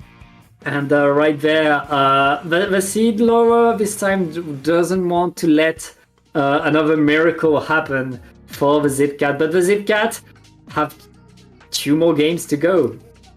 Potentially 2 more. As long as they can get Mako Mart in their hands, they'll be able to keep themselves in the set for a little bit longer here. In terms of Mako Mart, that was also a Zipcat pick, actually. Yep. Yeah, Macomart. It's the opposite. It's the opposite map compared to the bridge. I mean, we had a wide, long, open map. We have now a short map with lots of stacks to hide behind, with lots of flank routes. And yeah, these 2 maps are very much on the 2 opposite end of the Splatoon map spectrum. Definitely. So here, range versus aggression here, and we saw that Who Up and Namlin They Pins was very eager to push up as soon as they got that zone cap here. That being said, though, I think both teams are, I think, sporting at least some form of an AoE weapon. I do remember that Zipcat had Nom Nom, who was on the Slosher. Actually, I'm not sure if the enamel pins do have a AoE weapon that can work around the amount of verticality on Mako Mart. I feel like knowing enabling pins, they'll have the tools. They have these kind of players that can adapt to whatever map, that can play around thing. And Jasmine is incredible with a blaster, so get ready for that. And that's going to be a blaster and a slosher on the side of Zipcat, and Jasmina is bringing the S blast. That's good. That'll allow both teams to at least play around the ledges and the stacks that Mako Mart is so notoriously known for here. Already, Who Up and Namlin They Pins will be taking first cap here. No picks down yet. Sodas are coming out from both teams as well, keeping them juiced here. Zone has gone into neutral, and that is a crab coming out from Tame, perhaps flushing the rest of Who Up and Namlin They Pins back here, but it's not enough here. The splash is going down. The S-Blast is going down on the side of Zipcat as well here, and Who Up and Namlin They Pins are right back in control. Yeah, I mean, the pins are in. They are going forward. Yes, they're not getting the splat, but being punished right before they could take control of spawn right there. Zipcat dodging a bullet, but they need to win the next fight. I mean, they're simply struggling to keep control of their own spawn. Meanwhile, the pins are marking a lot of points. We're only 1 minute in. Exactly here. They're already past the 30 threshold, moving into the 20s. A Booyah Bomb has come out from Nom Nom. This will put it into neutral. Here comes a set of Tri-Stripes to put it back into neutral here. But it's not enough to... Actually, no, now it is. It took 3 specials from Zipcat to take the zone. There's 3 members down on Who Up and Namlin They Pins, but zone has gone right back into neutral thanks to the pencil. The soda's coming out from Who Up and Namlin They Pins. This will allow them to just take that fight back once more. They have a lot of penalty points to their name, but they also have a lot of fight left in them. Yeah, and right now with a few more splats, the pins are back in control. Tamako activating that Zuka from a huge position right there, is taking control of the spawn. It's going to be so rough now for Zipcats to get out to attack in any way. They have to make do with players all around them now. And there's 2 specials ready on the side of Who Up and Namlin They Pins. Tiki Taka has the splashdown, and Yasmina has the Booyah Bomb. This could potentially be game ending if Zipcat doesn't walk in. The Tri-Strikes are coming in. They're almost in. Zone has gone into neutral, but they're back in control. That's the knockout for Who Up and Namlin They Pins. That's game 2 on their belts here, and it is now match point. I mean, the Zipcat, they're fighting till the very last second, and they're bringing in the heat. They're able to push. They're able to win a few fights. But on the other side, the pins are simply going in and taking more and more control. Every single thing that goes right for the pins means they get half the map. And Zipcat, they need to fight incredibly hard just to claw their way back into that half. Yeah, exactly here. If they're using a lot of their zone flipping resources like Crab, like Booyah Bomb, like Tri-Strikes in order to even break out of their own spawn, they're not going to have enough resources to flip the zone, which will just allow the enamel pins to just keep ticking down at their score, eating away at penalty points if it was flipped here. And really, they just commit most of their resources to staying up in Zipcat's territory here. Like that Nautilus, that S-Blast here, they're just taking fights so effectively here, and they're able to pick them off at long ranges. Same thing with the Zuka from the shot here, but Shot's also able to move in and out from midline to front and is able to just keep Zipcat at bay. Yeah, I mean, Zipcat needs to change things now. They need to really adapt, find a strategy to really switch things up. I mean, Splatoon is a game of adaptability, and when you reach that level, you need to understand what your opponent is doing and adapt, change something, not necessarily comp, but you need to be ready to just switch up your game.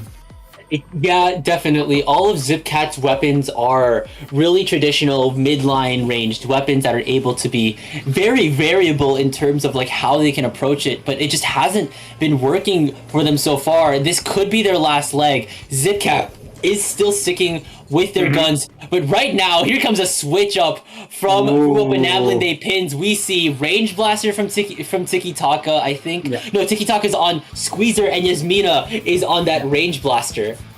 I mean, any blaster is incredibly dangerous in the hands of Yasmina.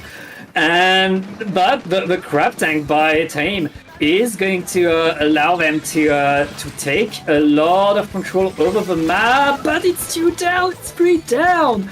The pins were able to fight despite the crab tank not really minding it, and now they're in control of the whole map, Frostix. And there it is again. Enamelin They Pins is right back in their business of taking control. They're going into the courts, making sure that Zipcat can't move an inch. Nom Nom does have a Booyah Bomb. This could displace Enamelin They Pins a bit, but they're focusing so much fire onto Nom Nom, being forced to move from bombs, from blaster shots. That Booyah Bomb isn't enough. A crab from Tame is coming out. Yo, Maul is going down to Nom Nom's blaster here. The rest of Enamelin They Pins, there's 3 down here. Zone is in neutral here. Will Zipcat be able to flip? They will. 51 penalty points is going to who up Enamelin They Pins. Yeah, and right now Zipcat are holding that zone 2 down on the pins, and Zipcat are doing everything they need to do. I mean, right there, Zipcat are holding the line, and the pins are trying to get in, getting a few splats, but they're not on the zone yet. Oh, 2 down, they should be able to paint in time to keep the lead. Could they though, as the zone flips, applying more penalty points to Zipcat? That being said, they do have the numbers advantage, but they will be going down to a Zuka from Tiki Taka here, and once again, they're trying to take control of the plat. There's at least 1 member down, 2 members down actually now on who up Enamelin They Pins. Fruk is trying to keep their presence alive here. They're almost at Tri-Strikes. They will be able to get rid of Enamel here, and if anything, I think Zipcat is starting to take a page out of who up Enamelin They Pins his book and starting to push up. Yeah, they're gaining confidence. They're doing better and better. And the pins switching to the Squeezer and the Range Blaster. Lord, they lost a bunch of speed that they're paying for right now. Even as they're trying to push it, and as they are getting the splats, they're not able to get onto the zone yet. They need to paint it. You need to apply penalty, and they manage to do it just in time. We're halfway through this game, and so much has happened already. Exactly here. Zipcat is almost right back at Whoop and Namling they pinned to score. It's a 10-point or around 11-point differential here, and they're finally starting to up the ante onto Whoop and Namling they pinned. Tiki Taka has once again been dispatched, and Namel's being forced to jump out. It's only, I think, Tamako as well as Yasmina left here. The Zuka's flying out here, but they're not claiming any targets. Tiki Taka has now jumped onto point here. Zone is right back in control of Zipcat. They're starting to count down. Zone's gone actually into neutral here. It's a fight to can get this zone and who will get more penalty points, and that zone is going in the hands of Whoop and Namlin. They pins. Woo! The Pins are taking control, and Zipcat now are struggling. They know they need to go in, but they lost 2 players. They need to move back. They need to regroup. They're getting the jumps in. They're taking all the risk to keep their presence onto the map. And Brook with the slusher is trying to stay here, but he's going to be punished by Yasmin, who is punishing the jumps as well. That's the power of a huge blaster. Wait, I think does Yasmina have one more left in them, but they're outnumbered, punished by Fruk here, but Zipcat isn't there. Zipcat got held back by that final stall from Whoop and Namlin they pins, which will punch their ticket into winners bracket finals.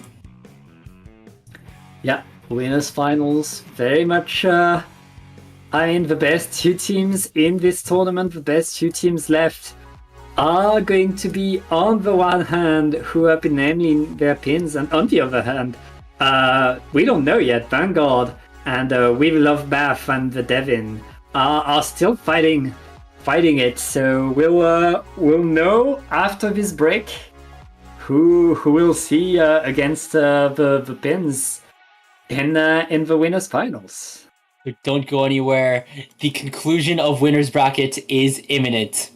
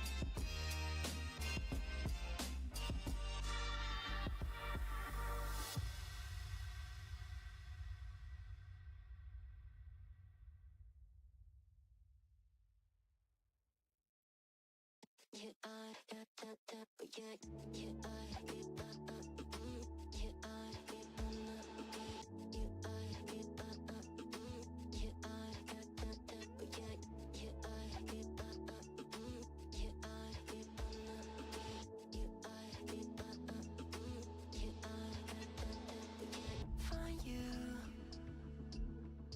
I'm used to waiting. Are you? Would you be waiting there too?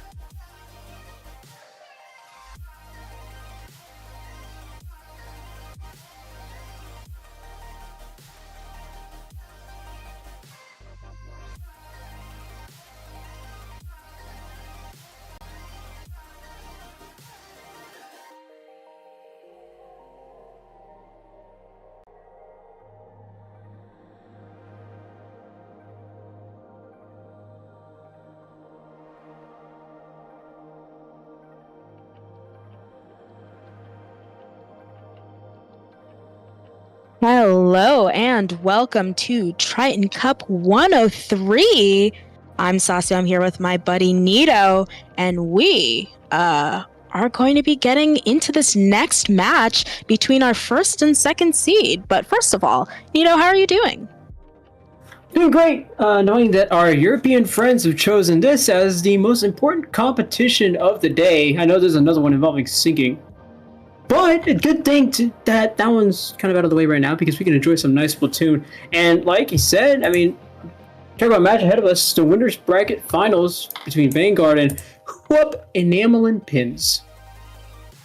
Oh, wow. But I think that, like, Vanguard, definitely a huge name. It seems as though, even though it's our first and second seed, this is quite that mountain to first. Maybe just really huge and difficult to surmount. Right, and what I've seen from Vanguard, and especially here, or what I've seen from Vanguard in their matches is so much. I'm particularly watching Mikey's stream because, well, that's the only POV I can get. But from what I've seen from Vanguard's gameplay, there's a lot of mechanical skill. It seems like there's also a lot of fluidity between their teammates, between the players. So all that means that this number one seed is very strong, and it's going to take a lot for Whoop Enamel and Pins to get the upset here. But, you know, we've seen definitely stranger things happen. So we're going to keep an eye on that. Yeah. And as we talk more about the stream, the voices inside our head are basically telling us there's a lot of stuff going on in the background, but that's fine. That's fine. We still have that match coming up for y'all very shortly. And let me go ahead and talk to the voices inside my head once again. We're doing fine. We're doing fine. I know, looking at from both... Actually, you know what? We want to talk about both of these teams real quick. Vanguard, their biggest struggle, or at least number-wise, their biggest struggle was against We Love Math and the Devon. Sorry, the Devon. Whatever. Very important stuff here. As we actually head into game one here, which is going to be Robo Ramen Splat Zones. Both of these teams ready to go. No major changes from these comps, except we do see a Reflux Deco coming out from ZR on Vanguard. Whoop Enamel and Pins. I mean, that's something we saw actually on the last stream, that one where we had Pat and Frostix on the Nike. So, yeah, Yasmina going for that left side here, trying to pick on one of these players. Actually, no, they're going to get double teamed very quickly there. That is about as quick as you'd expect. There's a 3-down situation already for Whoop Enamel and Pins. Vanguard going straight into things. Look at Reiki and how aggressive this team can be, how fast this team can be too. Something I noted while watching that previous set, or at least in their semifinal set, or winners bracket semifinal, as they have another 3-down situation already, another triple for them, and they're going to keep mounting up these points. And this push continues further as we see this crab holding things down. That crab works so well in maintaining this sort of anchor position for Vanguard, and especially for any team. I'd love the utility that Splash has. Vanguard continuing to hold on to their lead there and getting even more of a lead here. Almost another triple for Vanguard. We were seeing on stream here as Samako actually avoids that pick, goes out with the Inkzuka. Not enough though, does a trade from the Stamper. Vanguard still holding position. None of these players from Whoop Enamel and Pins able to reach the zone up until now. Awaken taking a dangerous jump there. Does eventually go down. 6 points remaining is going to be the mark for Vanguard as Enamel and Pins finally get the extra way towards the zone. 90 points remaining, only about a minute 30 into the matchup. And things seem to be going fairly well for him. ZR trying to find a way out, but it's Yamal from Barcelona, funny enough, already won the La Liga competition. Now wants to go for the Triton-Cup. So might as well add another trophy to his name at only 17 years old. Well, another pick going down for Vanguard. Whoop Enamel and Pins now has the same positions that Vanguard had earlier, except Vanguard's finding it a little easier to try to make their way back in. Tamako going down by ZR with the Reflux Deco. Here's going to be a little fight here. Actually going to be Yasmina that wins it, but is it going to be Reiki that wins it as well? No, Yasmina takes out both. A delayed double for them, but they do go down eventually. It's going to be Phoenix there with the splash, getting a few more picks, trying to paint the zone, but it's going to be very difficult. Enamel and Pin still has the zone here, does go, actually no, Vanguard actually seeing one person go down. Krabby is online for Vanguard, but they have that one Crab player, Timmy Phoenix, there goes down as well. Enamel and Pin's quickly turning around the script for Vanguard, and we were talking earlier about how Vanguard could be the team to beat in this match, and things are clearly looking different here. Just some more painting going in for Vanguard. 62 points is going to be the mark there for the penalty points. Vanguard has a long way to go if they want to KO this set. They already have a strong lead here, but they're still losing players left and right. You're seeing some of that fast-paced gameplay that we saw earlier. They like to go fast, and this is something we saw in the semifinal match, but this is also something you see a lot in competitive Splatoon, just that teams go maybe a little too fast for their liking. As we see Enamel and Pins getting the picks they need, just a few more players from Vanguard extending just a little too far, but Raiki still finding the picks here.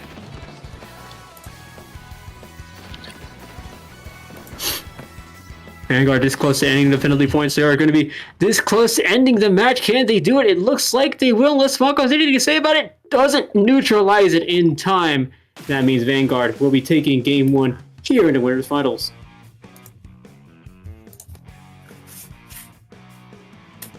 No words from my co-commentator. They have left Sasu speechless as we head towards game 2. But what more could be said about Vanguard? Very aggressive, very dominant in the first minute or two of the match. But as I say that, who up Enamel and Pin starting to give them a bit more of a fight than maybe we've seen in the previous matches from Vanguard. Who up Enamel and Pins, they do have this little sense. They do have this sense of momentum here, which might be what's helping them out. I also do believe that they're doing very well at catching people from Vanguard, especially when they're out of position, maybe overextending here. Overextension seems to be what caught Vanguard, funny enough, off guard during game one, but we're going to see how that moves, how that transitions, or what kind of changes they make to that as we head towards game 2, which is going to be Barnacle and Dime Splat Zones. Oh gosh, Nito. And for the amount of I wasn't gone that long. Game already done, so you're right. Speechless. I think even if I had gotten to see it, it would have left me speechless with how quick it is. But honestly, Vanguard have the opportunity to perhaps get an even stronger a stronger game here, seeing as though Barnacle and Dime can just be so lockout heavy, especially when you're up against a really strong team. So who up Enamel and Pins gonna definitely have to put a lot of offensive power to keep themselves from being wiped. No kidding. And it's one thing to find those mistakes in gameplay. I know I talked about Vanguard maybe overextending a little, and it makes sense. I mean, with a team like Vanguard, they are just trying to look for all the picks you need just to make sure you can keep moving up, keep maintaining that map presence. But Enamel and Pins does recognize those mistakes, those slip-ups, those overextensions that eventually cause Vanguard to lose one player and result in them backing up. The only thing is that you also need to know what to do after that. And that's one thing we want to watch out for as we head towards game 2 here. Okay, interestingly enough, I did not get the opportunity to see those other loadouts, but I'm seeing a Nautilus. I find that that's quite a more popular pick as well, the gold knot on a map mode like this, so we'll see how that works out. And of course, Vanguard perhaps having a little tee-hee, having a little giggle going into this with 2 arrow sprays, gold and silver alike, neither good to go up against in the hands of skilled players when it comes to zone capping. So you have Yasmina trying to take this space, take up that space. 3 down on the side of Vanguard is going to mean if they're able to get that splat, and they are with a sufficient trade there, they might just be able to lock Vanguard out of their own plat. And so far, no touches on that zone. So who up Enamel and Pins off to a great start. And this is something I also saw from Vanguard in their stream, is that they do like to play around with their food a little. We saw it earlier in their semifinals match, but we're also we might be seeing it here, although there is a case to be made for the golden arrow spray, especially in Splat Zone's applications. However, when you're playing against Enamel and Pins, they remember that this is the team that's been able to catch you off guard so many times, catch you making those mistakes, those slip-ups, and Enameling Pins is working so well with that. I mean, ZR, and we saw another player, the Rapid Blaster, go down as well, 3 players down. I mean, this is it's about as over as you can imagine. Yeah, I think that, I mean, looking from Vanguard's point of view, it seemed as though they were a bit tentative here, not necessarily going in with their full power. Maybe that is because it's a little bit difficult to dive when you're on that inferior weapon like an arrow spray, or because you're like, listen, we were keeping an eye on their last game. Or, am I wrong? I thought Who Up Enameling Pins won, or did Vanguard? Was I not paying in? Okay. I was like, maybe I wasn't paying enough attention. I was a little bit frazzled, but it seems as though Vanguard fancies themselves a game 5. So we're going to see if that plays out, or maybe if, they might be stepping at it a little bit with these unconventional picks. Who knows? All right. Yeah, no, this is actually this is a map that I saw Vanguard play on earlier in the same set I referred to earlier. One thing I want to watch out for is Mikey. Same thing, maybe. Who knows? Chat will correct me. But what I noticed is their Rapid Blaster and how well they were playing that Rapid Blaster. I mean, there is a certain degree to which you can watch a player's gameplay and realize that they just know so much about this weapon that they know exactly what they're aiming for. And I see that particularly in the case of blasters. I know when I watched that gameplay, I know that they were looking for every piece of damage that they could get from it, which is good, especially with a chip damage weapon like that, because someone else will pick it up. And if you're playing competitive Splatoon, chances are you've heard the phrase, good players win 1v1s, great players win 2v1s. Chip damage is the name of the game for the Rapid Blaster, and I think I like what I'm seeing there. Crab leg zones, though, I want to see what changes Enameling Pins make compared to what we saw when Vanguard played against their opponents from the semifinals match. That one being We Love Math and the Devil. Yeah, I myself, good friends with Len, very strong blaster player from NA. So I know in the right hands, a blaster the shots you get on people, the directs can be absolutely wild. And I think in a place particularly like here, splat zones, crab leg, that rapid may be critical. Really good for checking enamel there on that pencil. And it just has a healthy amount of range, but we are not going to be seeing that rapid blaster. Instead, we see Phoenix there on that E-liter, which is, if anything, way worse to go up against on a place like here. Crab leg, if anything, range is king, and they've got all the range in the world, but it's not going to be enough. Vanguard going down to a wipe very early on in this game. Okay, well, that is a quick wipe from Enameling Pins, something I wasn't expecting here. Maybe something I wasn't... Now, when I talked about it before the set, I was talking about how Vanguard, this could be another wash for him, but it's certainly looking like anything but. I mean, we're down to 50 remaining. Vanguard just now gets to the zone. They were wiped earlier in the set. Vanguard is still... It seems like we're still trying to find out what they're trying to go for. I mean, we see what I believe is a carbon deco, or vanilla carbon deco. We see a slosher deco. We also see the tetra dualies, which are all unconventional picks that you don't see that often, but Vanguard obviously knows what they're trying to go for there. Wait, are these all zip? Are these all zip weapons that Vanguard, with the exception of their E-liter? That I'm looking. I think two. I think that may be zip tetras. So. Perhaps the gameplay here is to just zip the enemy to death, do a lot of distraction and frustration on the other team. But Who Up Enameling Pins definitely taking the time to kind of take up that space, not really allow these tactics. I always tell people, when you have two of the same special, regardless of what that special is, regardless of how weak that special is, it is going to be annoying for your team. But I feel like Who Up and Enameling Pins really taking their time to take that space and not let all of these zips rattle them. This is a triple Zipcaster comp, save for the E-liter, obviously, but does either, I believe, is using, I believe, but should be a wave breaker. But it is an Amlin Pins game to lose at this point with how well they've been doing. Vanguard, no response yet, but they might find it here. Awaken, able to get the pick, able to get maybe two. Yasmina looking a little dangerous there, but does live the fight. Vanguard and Amlin Pins, I mean, it's like two strategies we're seeing here. Amlin Pins, rather, still playing this out, knows what to look out for Vanguard, knows they're playing too aggressive, sometimes too out of position here. And Vanguard, well, if you know the acronym, what the acronym FAFO stands for, that's the entire strategy, it looks like. But, I mean, regardless, it works on game one. Maybe not so much here, but there are 2 minutes to play.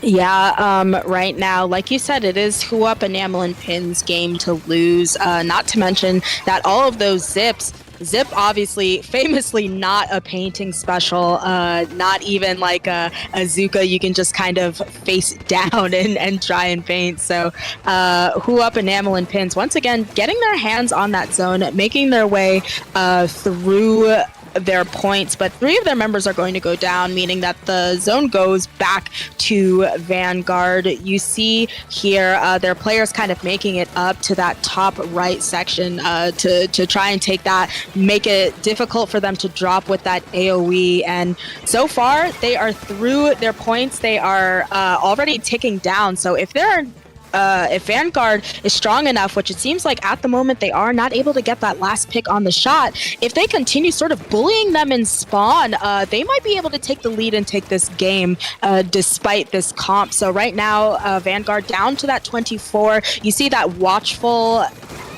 E-leader on that left, seeing what they can do. And I think with how big this place is, this might just be Vanguard's game. So despite it being Who Up and Amlin Pins game to lose, they have indeed lost this game. That is another win for Vanguard. That speaks to Vanguard and how well they do in that position. I mean, you put them in a lockout position, nobody is getting out. I mean, they were covering every base there, especially within those last few seconds of the game. Within those last seconds of the game, that was excellent stuff from Vanguard there. But an Amlin Pins, unfortunately, it looks like it wasn't your game to lose. Well, it was, and they ended up losing. But the good news, you still have 2 more games to play, and Amlin Pins have shown that they can bring the fight to Vanguard. I mean, it's still a case of catching those over aggressive positioning, which, I mean, you could make the argument that it's still Vanguard trying to play with their food, trying to see what they could get away with, but Vanguard ultimately knows what they can do, ultimately knows when it's time to lock in, they can absolutely lock in, and by then, it's going to be a question of whether or not Amlin Pins can respond. Yeah, but I think you were saying that's the good news. The bad news is we just saw Vanguard playing with an E-leader, and we are headed to a very hallway type map where E-leader can just really make mincemeat of. We are not headed to not mincemeat, but oh, good. Yeah, this is certainly going to be a difficult map when you are yourself a pencil, which I believe Enamel was on, facing an E-leader. So Hammerhead Bridge, certainly going to be a tough time, but I have to wonder what comp we're going to see out of Vanguard, and maybe they decide to switch off the E-leader. I'd say perhaps, because, you know, we're seeing these funky comps, perhaps they say, oh, well, we don't want to go the E-leader, we're going to go something a bit more disadvantage or unconventional just cuz, but I would argue E-leader extremely advantageous on a place like Crab Lake, so I'm wondering if we're going to see that weapon again.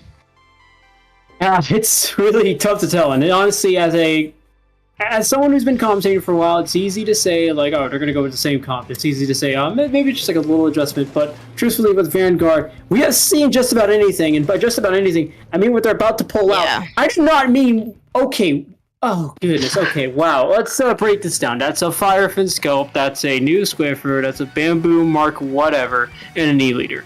What is going on?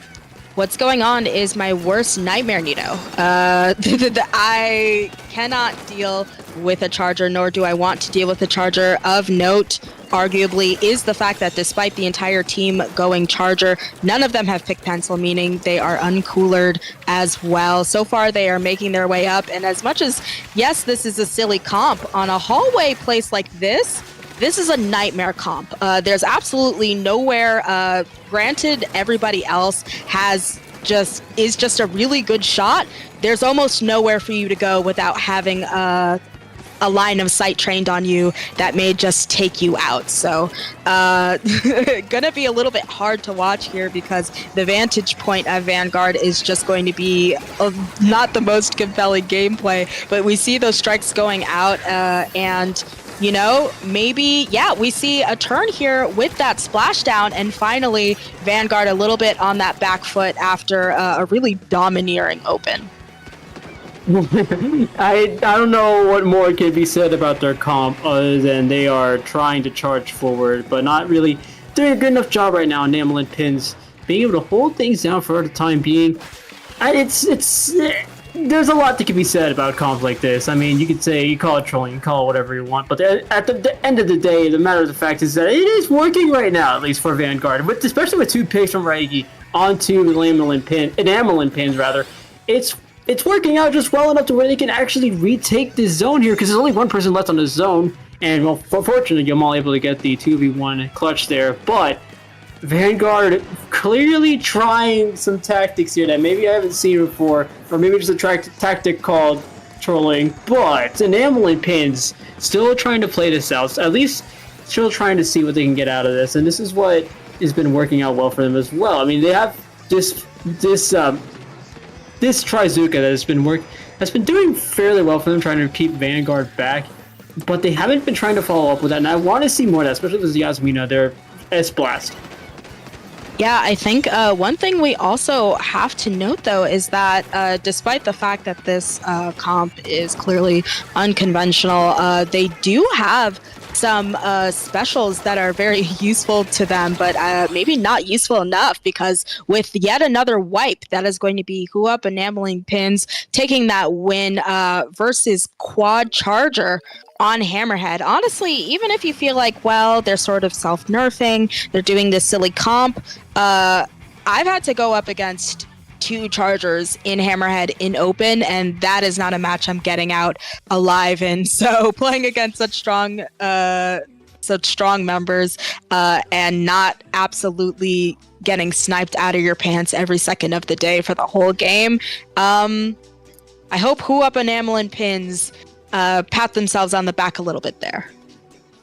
Well, the good news is if you're Huup Enamel and Pins, you can't. If the question was, can you handle the silliness? The answer is you absolutely can. Enamel and Pins able to try to snuff out the little fire that I think Vanguard's trying to put up here.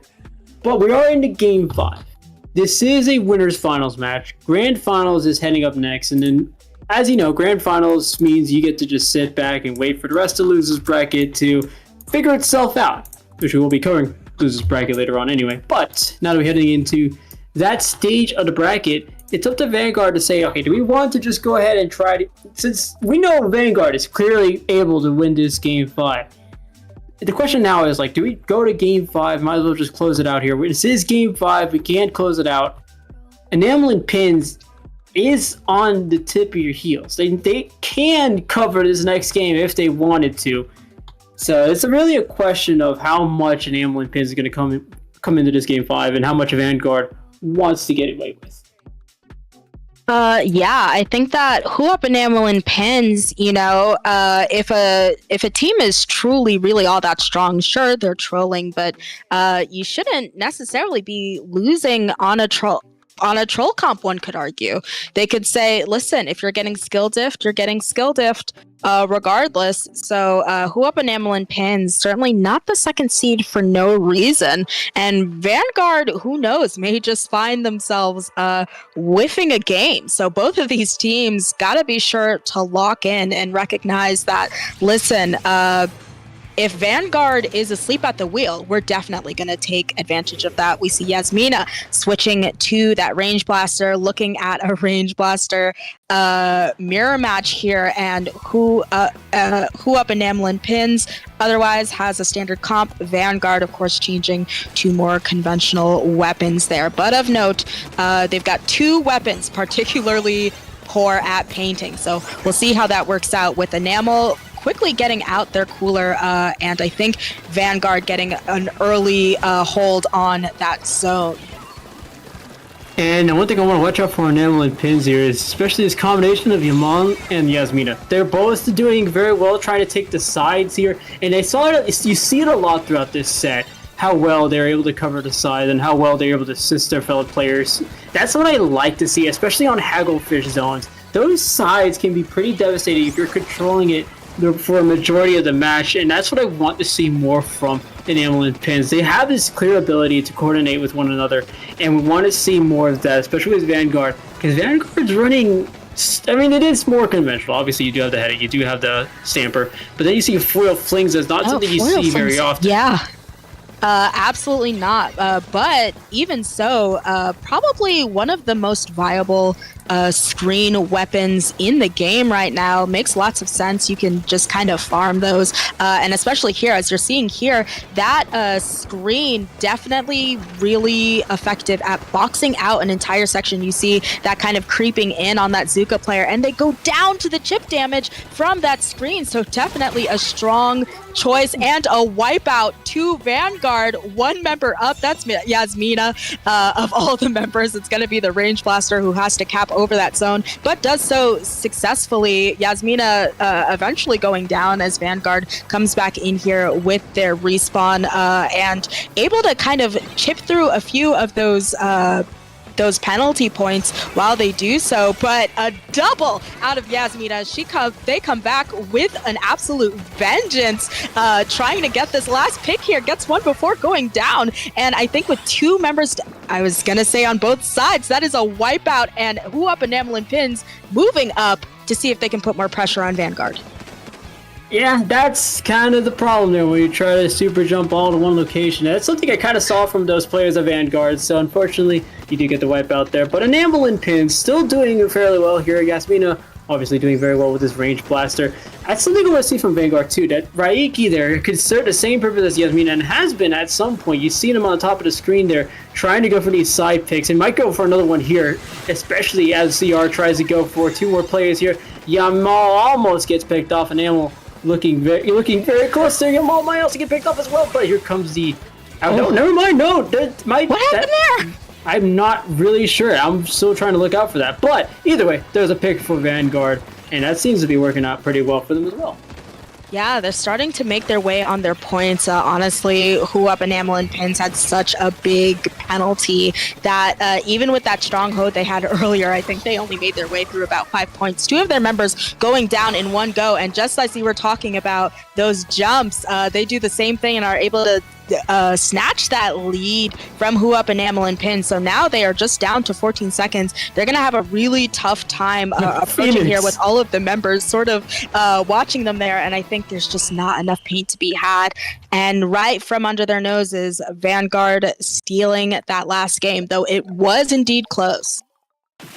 Oh man, okay, I couldn't help but point out the fact that Phoenix was just spinning around at the end there. Knows what's about to happen. But yeah, that is Vanguard going to the grand finals. We'll be facing the winner, or at least whoever comes out of the losers bracket. We should be coming away pretty soon here. We do have the semifinals match. But either way, Vanguard showing that despite the silliness, they can come together and pick up a win, especially in Game 5 where they had to close it out. Enamel and Pins, I like that they're still able to see through whatever shenanigans Vanguard's trying to pull on them. But I do like that they're still able to get together, keep their heads in the game, and try to eke out a win regardless. I like that sense of like, it still matters. It's still Game 5. We're going to play it out.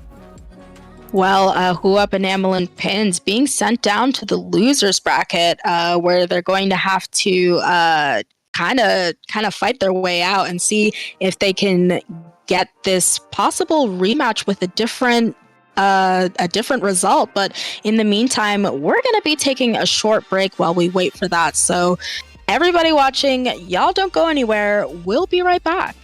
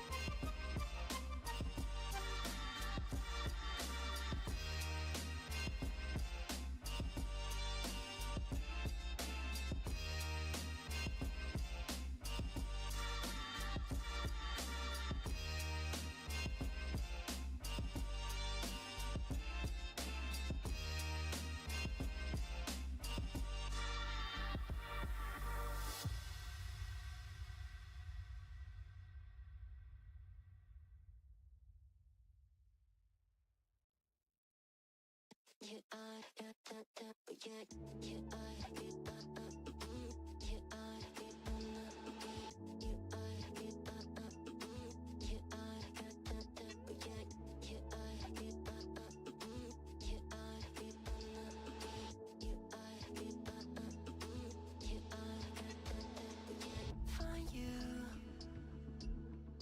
I'm used to waiting. Are you?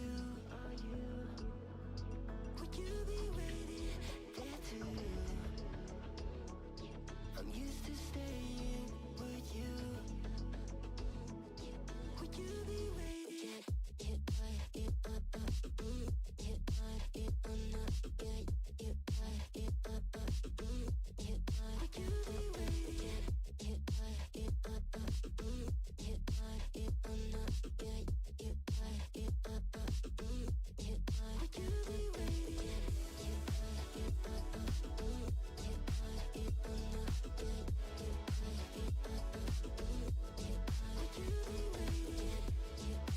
All right, we've seen all we can see for the winners bracket right now, at least.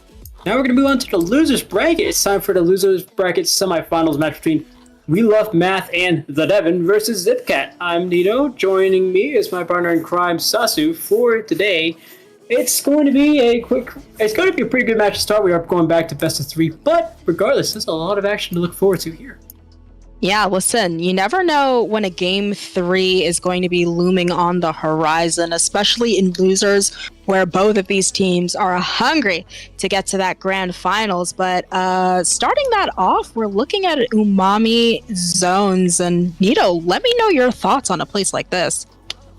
Umami Zones is interesting because of the there's a very big block in the middle. It's a big split, which means that you do have to come up with more unique ways to get more map presence. You do need to come up with unique ways to find a way to get further up. And then ultimately, as soon as you get to this bull over here, which is on the right side of that little Umami graphic, that is where you want to be at the end, but it's so difficult to get there. Yeah, obviously Umami, one of the 2 zone maps, and don't be surprised if you hear me yelling, "Paint the zone!"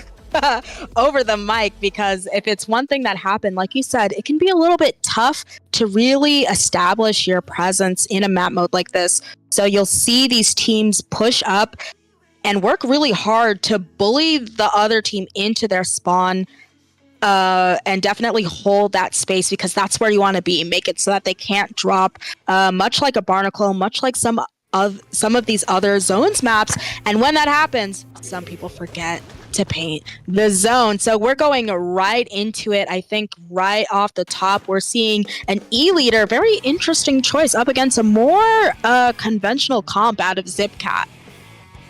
And it's a good choice, that 52 from Aaron on the side of We Love Math and Devon, because of how well that 52 gal can be in the right hands. That splash wall is perfect for how much. In fact, the 52 gal and that splash wall, perfect combination for how much range that 52 has. Despite what it looks like, there's a lot it can cover. Yeah, interestingly enough, we're also seeing Skiru on that pro, which I find you very rarely see, and you see them going down right there. Skidu really biting it in. I think we've seen kind of like a crab v crab.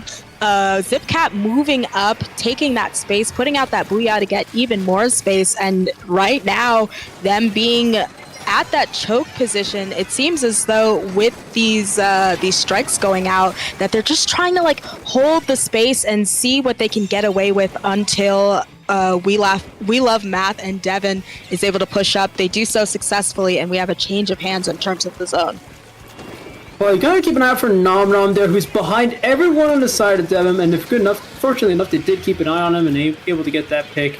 That would have been dangerous for Math and Devon, but Zipcat currently on the back foot here. This is what I've been talking about. This is the hardest part of any aggressive push for an Umami Zones match, is trying to get this far up. Aaron almost does a good job of it, doesn't get taken out nearly instantly there, but you still see some players with Zipcat going down. If you can get to that bowl, this is about the second best you can do, and it seems to be working out very well here for Math and Devon. Speaking of aggressive, we did see that aggressive cooler kind of put up, all the members moving up to get it, getting picked off one by one. And right now, We Love Math and Devon really at their match point, down to 6, up against very little fight there. But I think the members are able to move up. They do get checked, and I think it's just that pencil trying to fight for it. It's not going to be enough. That is a win for We Love Math and Devon. And speaking of match points, here's another match point for We Love Math and Devon. That is there's a certain part in every match where you can almost just look at one thing happening and go, all right, well, game's over, wrap it up. But it was also the few minutes before you got to that KO where Math and Devon locked things down so well that Zipcat, although they did find the picks, they weren't able to follow up on them, because all of a sudden they'd find one or two members going down. There's no follow-up to be made there, and all of a sudden Math and Devon just keeps their position. Yeah, I think I agree with you. There's just maybe not enough follow-up there, and just people going down. But ultimately it felt kind of like a like a taking turns kind of moment in terms of who had the zone. Like you see Zipcat really pushing up and taking that space and putting on the pressure, and then suddenly they're on the back foot. So we're gonna see if we see the same issue out of crab leg zones here. And knowing that We Love Math and Devon, that I think they had the unconventional comp that had the E-Leader on it. I think E-Leader can do some serious damage on a place like Crab Leg. So I'm wondering what Zipcat's gonna do to refuse them that match point. Well, when it comes to Crab Leg, there is, as we saw from the previous winners bracket finals match, there is another strong lockout position that you can take. If you let Math and Devon get there, that is going to be dangerous for Zipcat. That means you do lose this set. But there is there is a silver lining to this, and that Zipcat is running the more conventional comp. Specifically, they ran S-Blast that previous set, and S-Blast can be very dangerous on a map like Crab Leg. So, as long as they play patient, which is another thing that caused them trouble, if they play patient, make sure they aren't losing their numbers, they can still take one back against We Love Math and Devon. Well, we're going to see if that works out for them here. No changes on the side of ZipCap and no changes on either side. So once again, we're going to be seeing that pro from Skiru as well as that very damaging E-Leader, and already an early pick on the side of ZipCat. I have to wonder if that probably came from the E-Leader, who may have just sniped them out of their pants. But so far, one member down on We Love Math and Devon. But right now, it seems as though Math and Devon certainly has the presence in mid, and they're pushing up and taking even more space. So really, ZipCat, I don't know how they're going to get out of this so far. And the good thing about the leader weapon in general is that it is a high risk, high reward weapon, and it's a high learning curve rather, and there is a high reward for it. But high rewards, ZipCat gets a high reward in that triple from the Stamper. That ZipCat's working out very well there. That is a few things for ZipCat that can work out very well. If the problem was that you were losing too many numbers, and your answer just might be to do the same with that Zipcaster. It does so well in covering all the bases against Math and Devon that it worked out to the point where you got the zone back and put on some penalty points. So even if they do retake here, ZipCat has a way back in. They need to keep enabling it, and they need to keep following up on it, though. Yeah, but you see, We Love Math and Devon really coming in from that left flank there, trying to keep their presence. Right now, we have the zone in neutral. Both teams really fighting for it. ZipCat not having the sufficient paint, especially two members going down, is going to make it super difficult for them. And we see why the E-Leader is just so damaging. If you are in any sort of open line of sight, you are down. And even worse, this E-Leader moving forward, pressuring them in their own plat section. So you see their S-Blast going down, not able to put a sufficient amount of pressure on 4K, who is just camping their plat, making it so they can't move around freely. But the Crab is rightfully popped, finally takes out that E-Leader, so ZipCat is well poised to finally move in on that zone and possibly cap it. But We Love Math and Devon having a Crab of their own and stalling that out even more. So two members down, a Booyah out, but with no follow-up is going to mean that We Love Math and Devon still able to control this, and it's just, once again, not enough paint and the end of the set. And that will be Math and Devon moving on to the losers bracket finals rather, facing off against Whoop Enamelin Pins. And one thing worth noting here is that words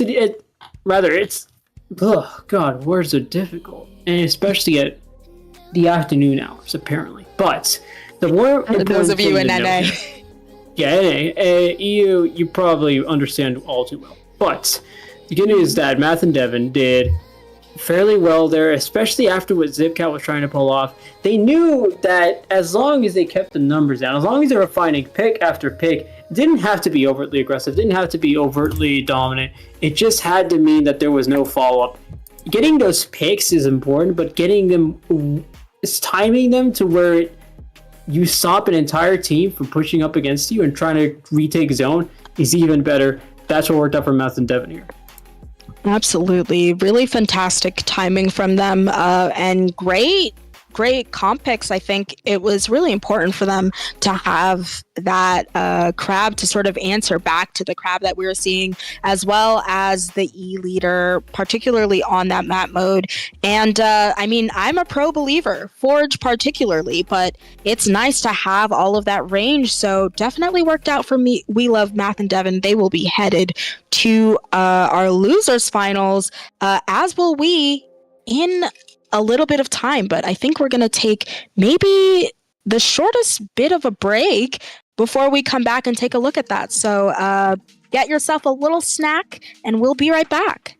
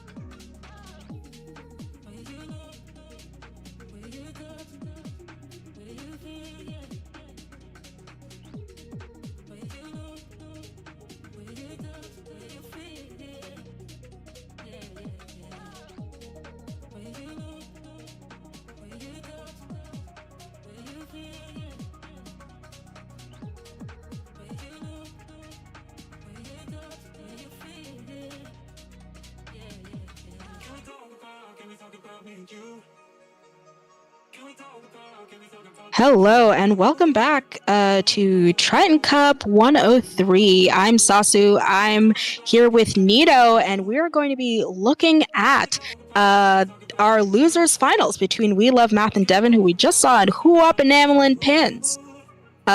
Starting off with that Brine Water Zones. Oof. And anyone who's played on Brine Water Zones will tell you that that is the map to be if you play E-Leader. That is very specific, and that is very important because the other team we're about to watch, which is Math and Devin, has that leader. There it is right there. And that is going to be important for them and how well they can hold a lockout there, because we saw from the previous matches they can do very well because of when they're getting those picks for the lockout. Yeah, that leader has a great eye and some great aim. You see them already getting, I think, an early pick, maybe? No, that was another member, but they are poised and positioned to really check that section. You see this flank coming out of here of Tamako, though they do go down right now. Who Up Enamelin Pins, really aggressive, moving their way up that ramp to see how much pressure they can go down. And it seems as though We Love Math and Devin not quite able to position their E-Leader where they're able to get these picks. So far, Who Up Enamelin Pins really running away with it. Now Math and Devin has a door on the back foot. They're still kind of hard. They're losing players left and right here. Tamako, as we saw, and Yamal, actually both of those players now serving the same purpose that they saw in Hagglefish Zones, working the sides here, I mean, Brine Water Zones does have great angles from which they can play to those strengths, and I think they're doing very well here to the point where they got a wipeout. Yamal is going to be the name of the game. Is going to be the important player for Enamel and Pins as we get on to the rest of this match. Yeah, absolutely. And they are in a tough position here because Who Up Enamel and Pins has that AoE, and I feel like that makes it very tough to drop, especially if you're 4K there on that off angle. But they do let out those whales, which I think is actually really strong for them there. And finally, they stop that push at a 19, forcing Yamal to kind of push back, get that cooler. They do go down, I think perhaps not coolered yet. So with this E-leader just pointed at their ramp, though being a surprisingly a little aggressive in their positioning. You know, they could just kind of stand in mid, see if they can get a pick on that pencil, deny the other team cooler. But I don't know. It seems as though they're spending a lot of time on that low ground. And, you know, I think that's maybe how they lose the zone there. And the funny thing about that is that I know exactly what Aaron's trying to do, especially with the 52 gal. They're trying to take as much space as they can because they know how well that splash wall can work. The problem is you do need someone there with you. Ideally, want a player like Cookies working alongside you there, or working alongside Aaron with the 52 to try to take up that space. So they didn't have that. It ended up being a loss for them, but there's still more opportunities to get, especially since they have 2 players down and they've retaken zone. See, that's the double up that I want to see. Fortunately, one of them goes down, so it does force the rest to back up, but that's what I want to see more from Matt and Devin. Yeah, and they have an active Zuka on them right now. So 2 members going down, or rather 3 for Who's Up Enamel and Pins. But with that cooler, they will be back fast. Getting that pick, I think, is going to be an unfair trade because one of them is coolered, one is not. But already, We Love Math and Devin able to steal that lead right now, still working on their points down to a 5, and I think that is going to be it. And with that E-leader, they rightfully take that win on a Brine Water Zones, as expected, unfortunately. Also an unfortunate endgame there for Enamel and Pins because of that. Those 2 players on the zone had a choice between painting the zone, which they would lose their following fight to, and fighting those fights, which means nobody's there painting the zone and trying to contest it. So, unfortunately, that means that Math and Devin will take the first, or at least unfortunately for them, Math and Devin will take game 1. Game 2 is rather unorthodox, or at least from a competitive standpoint, because it is moving on to undertow zones. Yeah, unlike this game where, like you said, they were kind of between living and painting the zone, which can kind of be a zero-sum game. You're way more likely to stall a zone painting over it, even if you go down, because of course we have those double zones here. So we're going to be seeing a lot of switching back and forth, a lot of stalling of that timer, because unlike maybe Umami, where you can lock a team into their own spawn and really keep them there, they can't go past the choke, and you just get a really clean knockout. Not the case on this particular map mode. The spawn is so large that you're gonna have a really hard time doing crowd control, I'd imagine, on Undertow. Yeah, and that's something Math and Devin has been doing pretty well here, but like you said, that spawn is so big to where it's not as easy as one would like, especially for their team. So Enamel and Pins, for what it's worth, they were still able to contest the zone fairly well here. The only problem was finding things to do afterwards, after the fact that they capped the zone. This should help them a little more because this should force interactions close to the zone. This should be helping them out. I'd also argue what might help them actually, unlike that last game, is having this E-leader. I find that with these 2 zones, a little bit more difficult for the E-leader to pick exactly which way to look at. So that may work out for Who Up Enamel and Pins, but not just yet, because 3 of their members total go down, giving an easy control for We Love Math and Devin. They are coolered up and they are ready to make their way up to that huge plat. You see Aaron here setting up that wall so that they cannot walk down, and they have their whales. It is a full-on assault from We Love Math and Devin.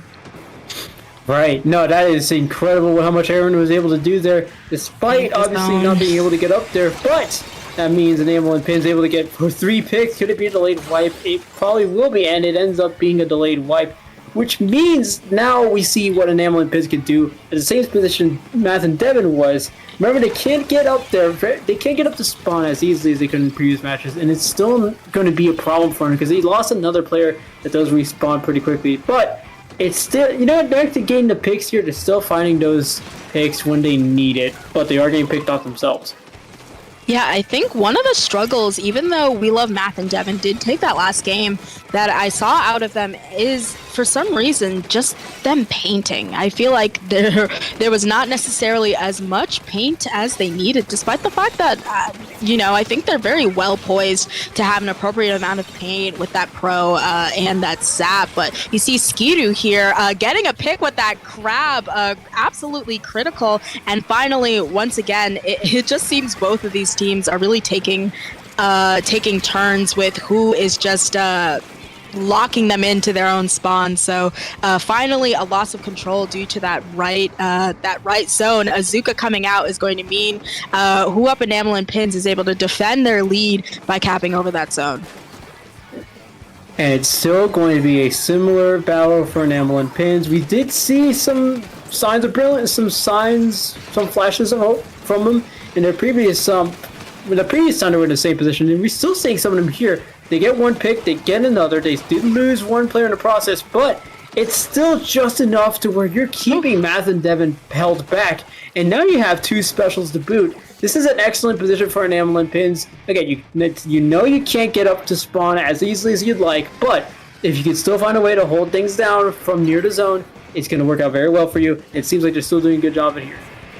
Yeah, well, if you've got Yasmina to go up against, it may not be so easy, even with the game plan in your back pocket. You see a kind of power struggle for that left zone. Finally, the cooler going out so everyone can kind of charge forward, not worry so much about going down. And that is a full, very quick wipe on Who Up Enamel and Pins, sending them back to their spawn, especially after being coolered. So same old story. We love Math and Devin really pushing up, and very unfortunate, I think, for Enamel, that pencil player, getting a lot of pressure, but they're able to get that cooler out. Their members are coolered up, and a last-second pick from Tamako on that Zuka is going to have 2 down total on We Love Math and Devin, and once again, Who Up Enamel and Pins takes the zone, and there's just under a minute 30 left. We Love Math and Devin have a lot of progress they're going to have to make if they want to get this lead.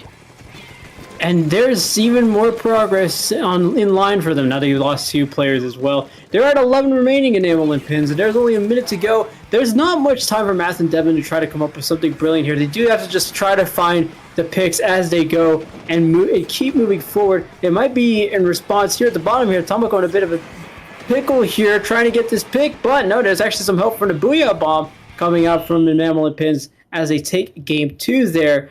Excellent stuff here from Enamel and Pins.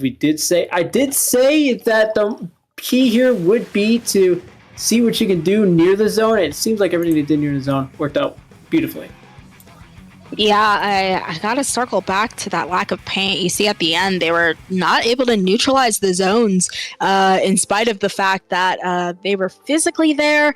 They should have been able to paint over it. So I think in a mode like zones where it's all about the paint, I'm a little bit worried for We Love Math and Devin with their painting powers. So maybe there'll be a little bit more focus on that. But if it's going to happen, it will happen on what I like to call the great equalizer, Hagglefish Zones.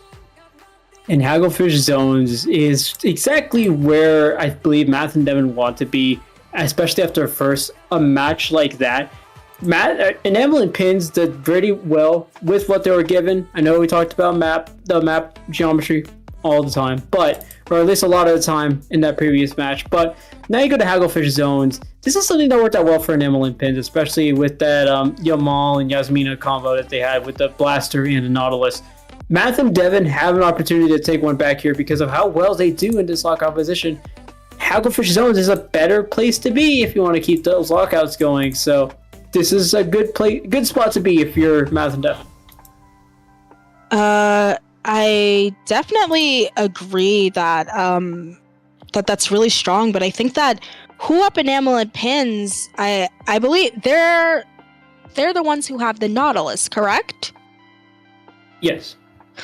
I don't know. I do think that we ended up seeing them lose that game, but they put on quite the strong fight. Like, I think at the end they kind of scrambled, and that gave them a large struggle. But for most of the game, they were able to keep up with that comp coming out of our first seeds, I believe. So definitely not terrible to have something that can cheese and cap that zone for one, and really clear out those flanks. So we'll see here the very standard from, and I stand corrected because I think instead of a zap, we see that edit. I am an edit player myself. I'm excited to see it, but also remember I made a note of their lack of paint. So even though you tend not to see our Charger Splatling combo, perhaps this is an answer to the paint they've been seeing out of Who Up Enamel and Pins. Yeah, I mean, it's certainly a good place to start if you're looking for more paint, and that head is going to be also another. It's a more mobile anchor, maybe compared to what we had with the E-Leader. Which, I mean, the E-Leader is doing a fairly good job of being an anchor anyway. They got 2 picks on the board already. But with Math and Devin, what they want to do is have somebody that can back up Aaron and maybe back up the Splash Shot Pro as well. So that's a good place to start if you're wanting more paint. However, you do need to back up Aaron, as we saw with that pick there. Yeah, and a masterful sort of maneuver by Skidu there in that crab, but not finding any picks despite putting some pressure so far. Who Up Enamel and Pins finally able to cap over that zone, stopping We Love Math and Devin at that 37. The leader is going to be there alone, going to make a very tactical and wise jump out to reset with the rest of their team, leaving behind that cooler. And so far, Who Up Enamel and Pins has gotten the opportunity to really move up to zone, setting up Enamel to kind of check anybody to overextend. And now, especially with that S-Blast roving around and the Nautilus, who may just be ready to splash down on any ledge at any moment, We Love Math and Devin is kind of in a conundrum with getting this zone back, but I think the answer to that conundrum is specials. Yeah, and the good news is that they did have all the specials out there. A crab, the wave breaker. The problem is you do need follow-up, and that's what Enamel and Pins knows. Or at least that's what the Enamel and Pins is seeing. There's only 2 players left to paint it, but they do have pretty good paint for net-headed. So it will be a fight here to see who wins, and it's going to be Enamel and Pins that wins it. That's what I was looking for there, making sure you do had a. That's what bothered Enamel and Pins earlier, having that follow-up there.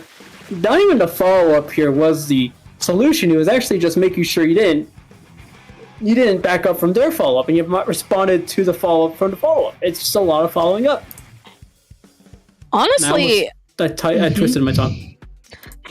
This was quite the short game. Once again, most of the time you're gonna want to avoid having a Splatling with a Charger on your team, just to sort of speed reasons, and it can end up with edit being a pseudo backline. Sometimes you're just kind of stepping on each other's toes, especially because you're you don't necessarily want to be frontlining on a V edit, because you're going to go down when you're frontlining, and you don't want to go down with cooler. So I wonder if it was to their detriment to be running that comp, We Love Math and Devin, or if they're deciding, we didn't win it, but it kind of felt better having that fight power, having that paint, and we're going to see if we can run it back again and perhaps do better in this Robo Ramen Zones.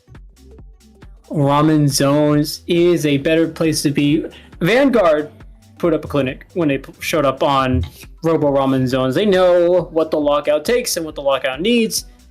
Math and Devin, supposedly this should be a good spot for him, but Enamel and Pins is doing so well on like basically slowing down everything Math and Devin seems to be popping up. I mean, they had all the specials to retake zone near the end there.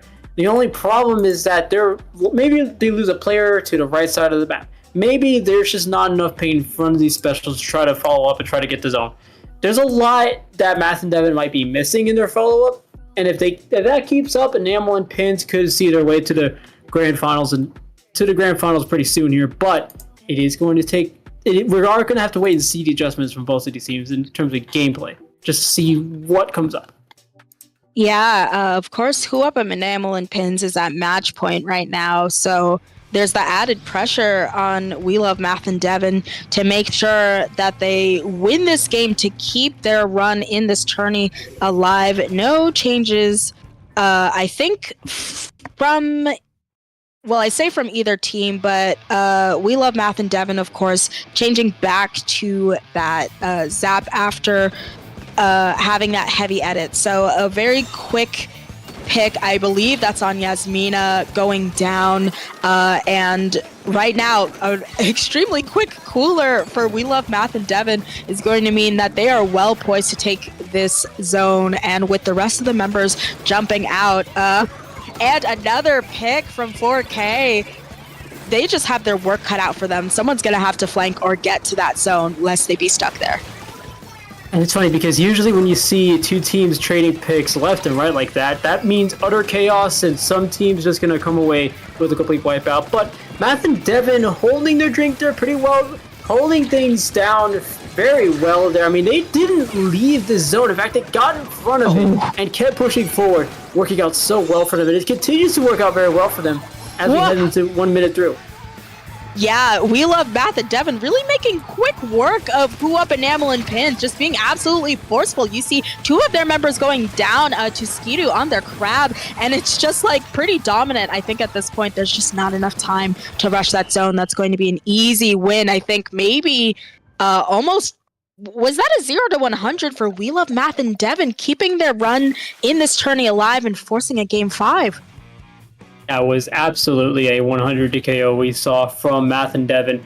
And that goes to show you how well they can do in that lockout position. Heck, they didn't even start in a lockout position. I mean, remember, there were like picks going towards every team at the beginning there. So it was very much up in the air. But then we headed into this last really minute of the match, and all of a sudden we're looking at 100 KO. Math and Devin is very deadly in this lockout position. And Barnacle and Dime is not going to be any different from what we saw in Robo Ramen, except for the fact that there's clearly smaller elevation changes. So Math and Devin looking pretty good here as we head into game 5. Huapa Enamel and Pin's gonna need to step up here because that was a very risky. So they were taking very risky moves there. Yeah, so the interesting thing here is I agree with you. Barnacle and Dime, of course, very lockout heavy. Famously, you have to take so many fights to get into that mid. You have to fight if there's people in your spawn, then you have to fight in your court, then take your plat, then get into mid, right? So very easy to just deny people that space and watch the numbers tick down. However, I think that Huapa Enamel and Pins may have the better comp for this map, in my opinion, at least. I think that, of course, they have the crab, they've got that booyah, which they can use to put in that choke, or booyah that plat, which is going to be very frustrating for that leader who's trying to get a clear shot. Not to mention that Nautilus with the splashdown, going to be really good for crowd control and for capping over that zone. So it looks like we're looking at gameplay versus comps, at least in my opinion, because we see that We Love Math and Devin can really lock in and get a clean knockout, but who's to say they can knock out when they just get splashed down if they're all in one place, you know? Yeah, I mean, that's triple splashdown. It's a unique special in that doing the one thing that should cancel it doesn't cancel it. And at that point, it's a question of, okay, do I just dodge or do I just accept what's about to happen? Which is great for a map like Barnacle and great for a mode like Splat Zones. I want to see how it's implemented here, especially since there's no changes from both teams. Obviously, the same story we've seen all set. I want to see what both of these teams can come up with and how they follow up to this splash out, because this splash out could be very difficult to manage, especially after the fact in this map. Well, also, they have a Zuka, one that may be popped shortly as their shot player has that, but they do go down, not able to pop that quite yet. You see Ski-Doo kind of cleaning up the mess back there before going down themselves, but it seems as though Aaron really locked in, getting a double. And so far, we love Math and Devin kind of capitalizing off of the picks that they got early on there to really stick Who Up and Damelin pins in their own spawn there. Abuya coming out to try and stall that zone. Not necessarily going to work without that follow-up. So you have Yasmina getting checked by that crab, and the numbers just keep ticking down for We Love Math and Devin. And Math and Devin looking closer to another 100 to KO here. Aaron sharking, knows what's coming up next. There's one pick. Aaron's been very deadly here with this Zuka, with this 52 cal. But there's another pick from 4K. Aaron does go down eventually. 4K trying to find a shot there, but that is going to be game 5 going to Math and Devin. Instead of a rematch for Grand Finals, we're going to see Math and Devin facing off against Vanguard in the Grand Finals.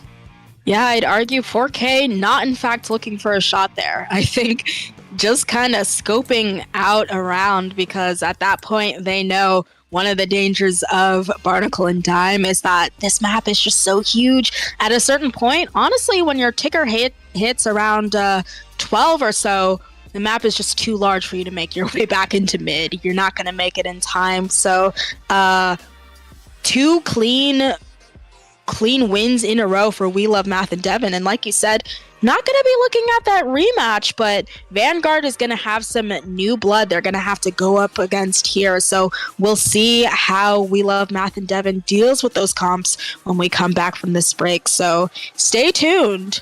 Grand Finals coming up.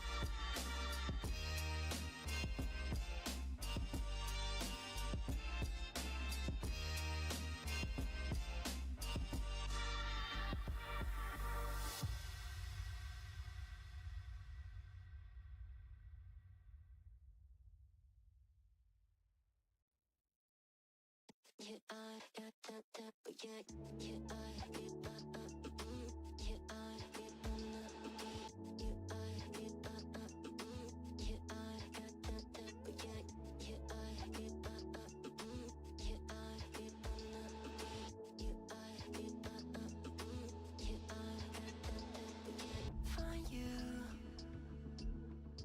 I'm used to waiting. Are you? Would you be waiting there too? I'm used to staying. Would you? Would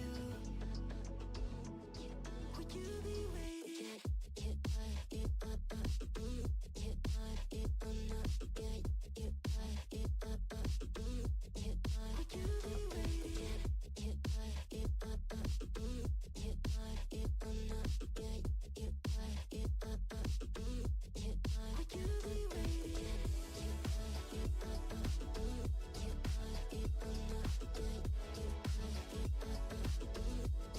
Would you be waiting? Would you be waiting?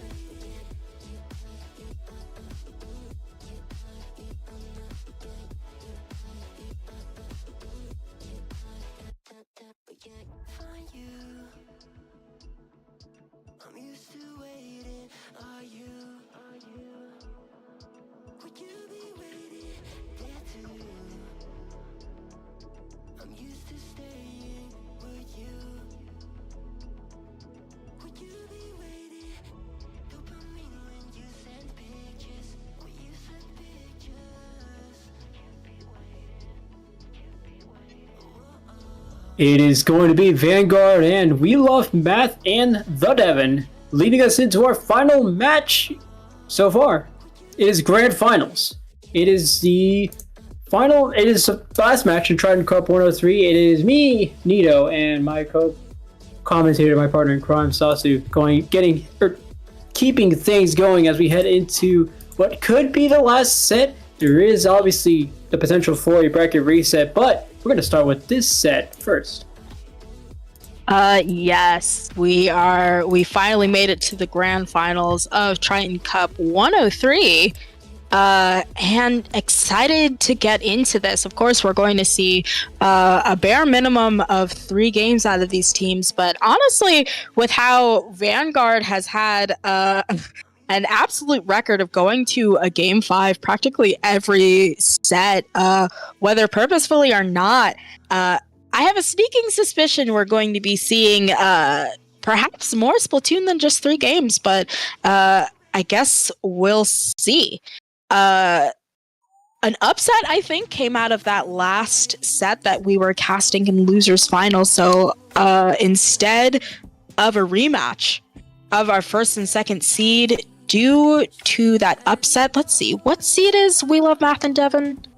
4th, I believe. Ooh. 4th seed in the grand finals. Outplays their seed. They got to be proud of that. Yeah, no kidding. I mean, the seeding is ultimately something that we see a lot of. So the seeding is something that we see shaking up a lot throughout the course of a bracket, and seeing a 4th seed may not be too different, but when you remind yourself that the first team to go up against Vanguard, especially winners bracket finals, was who up enameling made pins, it is important to know, and it's important to see how much that win against enameling pins, how much that meant for Math and Devon, now that they're going up in the grand finals match against Vanguard here. Yeah, not to mention, We Love Math and Devon did a really good job of... Those last 2 games were extremely dominant. It feels as though they possibly found their stride, found what they need to obtain that knockout. So even though we know Vanguard is an extremely strong team, they might find themselves on the back foot going up against a We Love Math and Devon that has the aggression and has the momentum under their belt. But we'll see how that fares when we make our way once again to brine water zones. And I believe both of these teams have a leader in their back pocket, so we might be seeing mano-a-mano leader action on this map mode. Yeah, it's similar to what we saw in the semifinals match. They did meet in the winners semifinals, so we did see, or at least I did see a few 1v1 little E-leader dittos. I know we both saw it. We were all watching the POV from Math and Devin before the winner's final set. So, or actually, yeah, before the winner's final set. So we do know what that will look like. We will see what happens coming into Brine Water Zones, knowing that both of these teams are going to come in with something different. I mean, again, they do know what they're going up against, both of these teams. Vanguard, as we know, likes to play around with their food. So I wonder how this comes out as we head towards game 1. Listen, they might find that their food bites back. So we'll see how this goes. A few unconventional weapons. Once again, of course, we are seeing a Sorella tent as well as a big swig and a mini. So as much as I talk about that mirror match, we do not see it. We see instead a very tactical wipe there of Vanguard. Really quickly, We Love Math and Devin moving up to take that space and put down a lot of pressure. You see, is that their pencil? Just a lot of people making sure that they're not overextending, that they're not immediately going to be checked, that Big Swig jumping out, being stuck in that corner. And so far, We Love Math and Devin have had a very clear hold there on that zone, as well as a really healthy wipe is going to make it so that they're still sitting pretty on 20 points and counting. I mean, you talked about this food fighting back. I mean, my goodness, there's no better way to fight back than with something like this. They're nearly at 100 to KO here. And while they might lose the zone out here, and it's still a very big if, and eventually they do, but they have run up to 6 remaining against a team that's known for just trying to mess around with their comps. Math and Devin showed up to this grand final and said, all right, look, this is not going to be anywhere near what you saw in semifinals.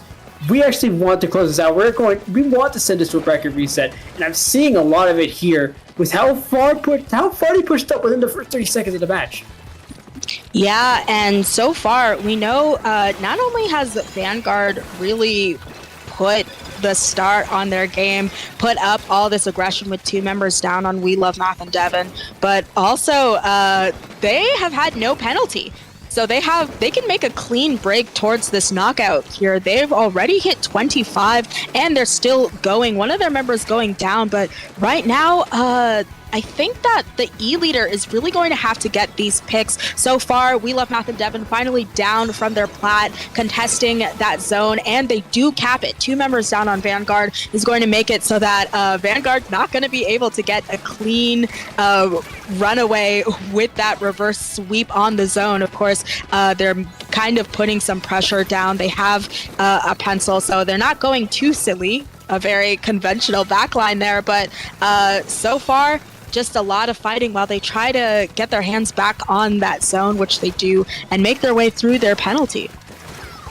And there's still a lot of penalty to cover, and look at how well Math and Devin's still contesting this, even still being pushed pretty, not far back, but they're still being pushed back. There's definitely a lot of resistance from Vanguard, and they're still able to contest this zone very well. I like that Math and Devin are continuing to push stakes for Vanguard, no matter where they are, and especially with a triple like that. 4K known for these great leader picks, working the angles the best they can. That's working out pretty well for them. Unfortunately, though, Vanguard still holding on to the zone for the time being. Yeah, I'm gonna have to give it up to 4K, really staying calm, playing to their range, not being threatened by all of the people sort of taking that left area, trying to push up. Not at all seemingly feeling threatened, but they do go down. So right now, We Love Math and Devin having 3 members down. They're going to have to fight to really stabilize, because that penalty is wearing really thin for Vanguard. They're going to start with their weapons going down. Of course, the Zuka is active, trying to get those picks. And for the first time, I'm seeing Mikey really whip those Zuka shots and not be able to get picks despite that active Zuka. So now We Love Math and Devin getting a double there, sending them back to their spawn. And even though they have a lot of points on the board, they've managed to give a pretty hefty penalty of 45 to Vanguard, and now they're just setting up to make sure that they do not stagger, they're not holding hands, and I guess they unfortunately do just that, because 3 of their members going down. They're I don't know how that zap died, but right now Vanguard on their mission again to get through those penalty points. Yeah, and that's when you miss the advantage of the tactical there.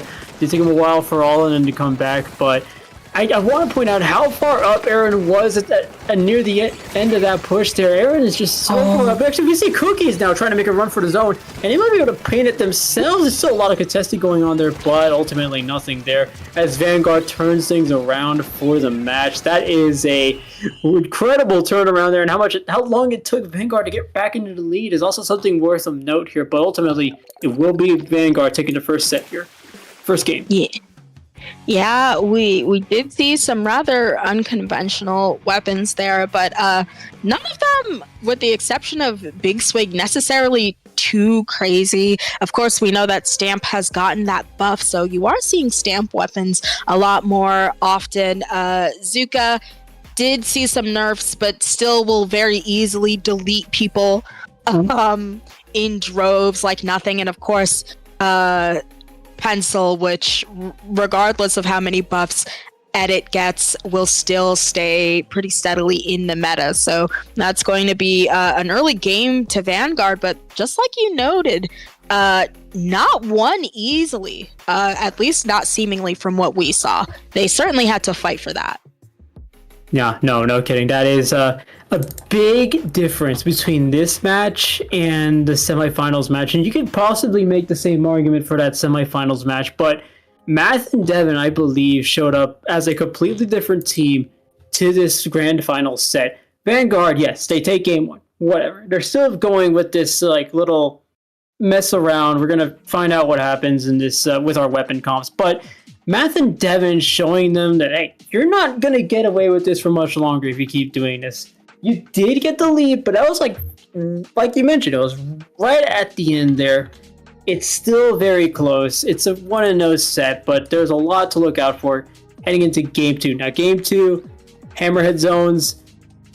Vanguard did pull I think one of the most interesting being the best term I can find for it, the weapon comps I've seen.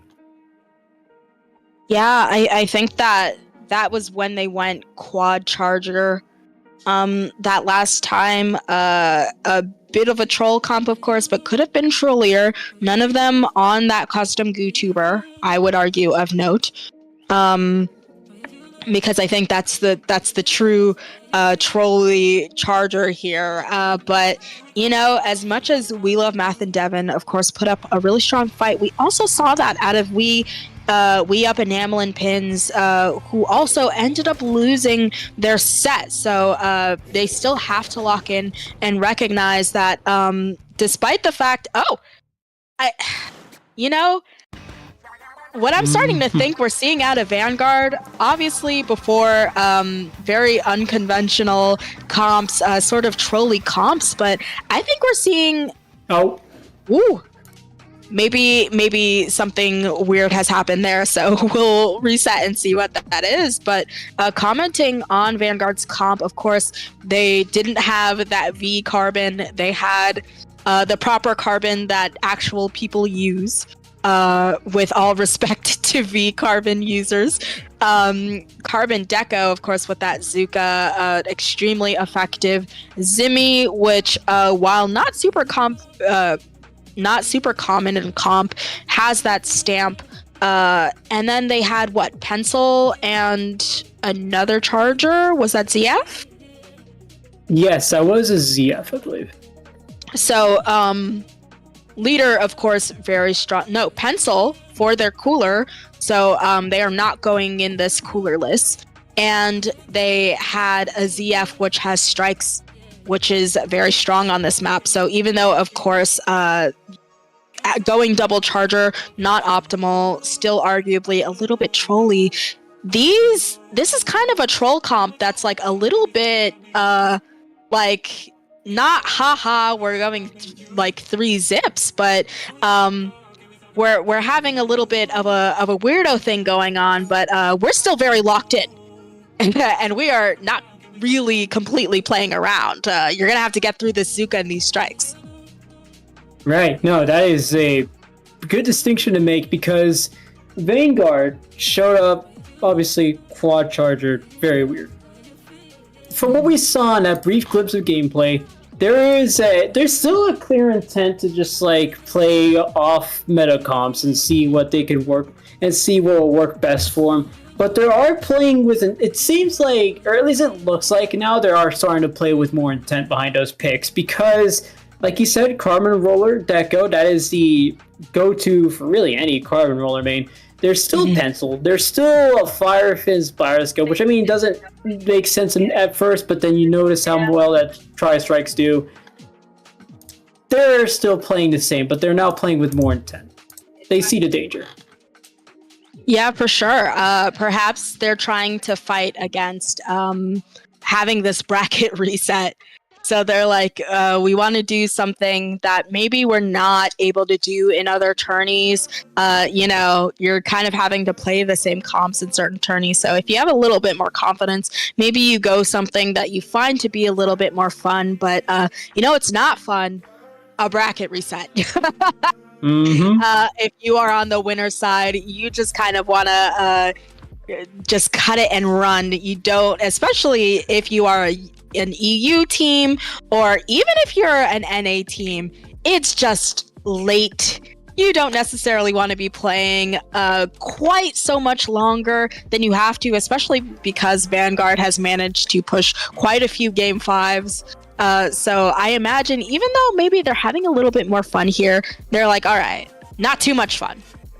We still got to make sure we get out of here with no bracket reset under We Love Math and Devon's belt. Right. And first of all, I do want to mention that currently in the Central European Summer Time Zone, it is 11:43. So I can see what you mean. I don't want to be caught playing Splatoon anywhere past 10 p.m. my time. Yeah. So it's very dangerous for a team like Vanguard. By the way, I do want to say Vanguard knows, and they've been playing up until this point. They've been playing as though they know they can bring it to a game 5 and still take that game 5. I will say though, Vanguard is playing this one and starting to realize, okay, maybe we're not going to play around because we know we can get a game 5. It is less certain now. So what we're going to do is make these comp changes. What we're going to do is make these adjustments. I believe what they're doing now is still, maybe this is still like a issue of not getting the issue of like internet or whatever, but there's still a lot that has to be considered with Vanguard. Yeah, I think that I myself, of course they had that big swing in that first game. They buffed the vertical swing, which is huge. I myself have big swing 4-starred. Before you ask why that is, it is because I was foolish enough to ask on Blue Sky what I should 4-star, and people were bullies, and they said Big Swig Express.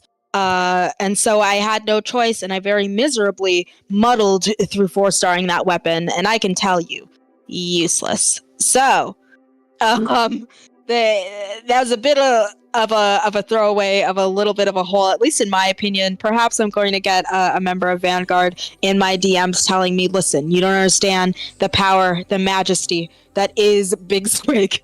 But I would say other than that, their first game also had that kind of where being a little bit silly, but we're also locked in type comp. We saw they almost lost that game. And it seemed to me that they were playing pretty hard at the beginning there. They lost that ground. So it seemed like maybe they may have not been heated up from the beginning, or maybe they were and they were just being bested by We Love Math and Devon.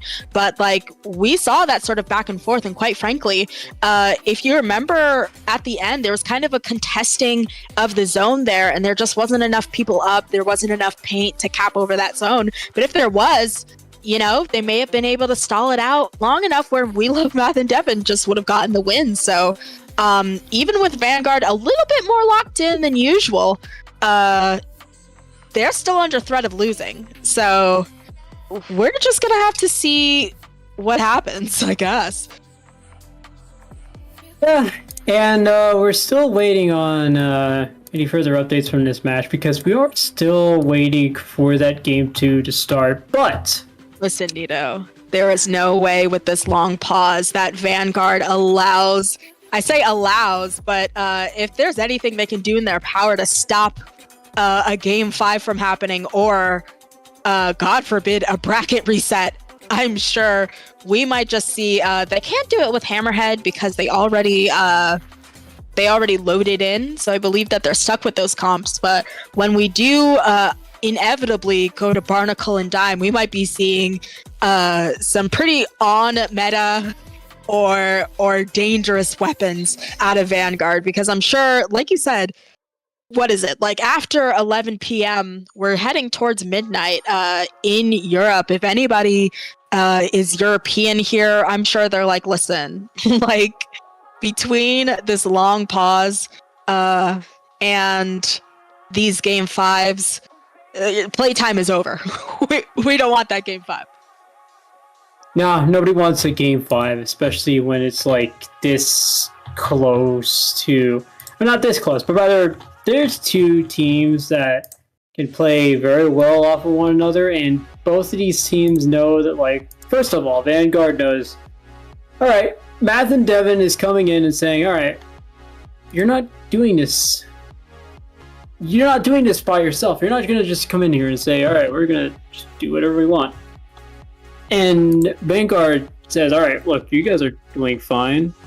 You guys are starting to actually bring us a fight, so I don't know what to do.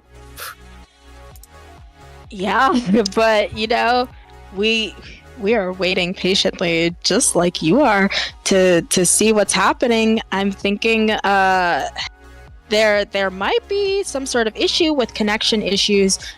We unfortunately know how it is. In Europe, it can be a little bit tough. We can't all have Korean infrastructure for our internets. So I think some of these teams trying to see if they can figure out what's going on with those connection issues. But I'm assuming if that can't be figured out, we might have to be seeing a sub put in, or time-wise, I'd have to check back on those Triton-Cup rules. But sometimes when you take long enough, you may have to forfeit games, or it would. We know it would just be the bad ending TM if you just had to forfeit the set in grand finals. This is kind of giving me Nito, do you know about the incident, the low ink incident? There's a lot of low ink incidents. I would argue the low ink incident, I believe this was Splatoon 2 famously. I think I know where this is going. Yeah, the Mako game, where the European team just mass DC'd in grand finals. It happens. And they're like, well, they mass DC'd purposefully because they were like, we gotta go. It's late and we're leaving. They all stood in a line and they all just DC'd out of the game.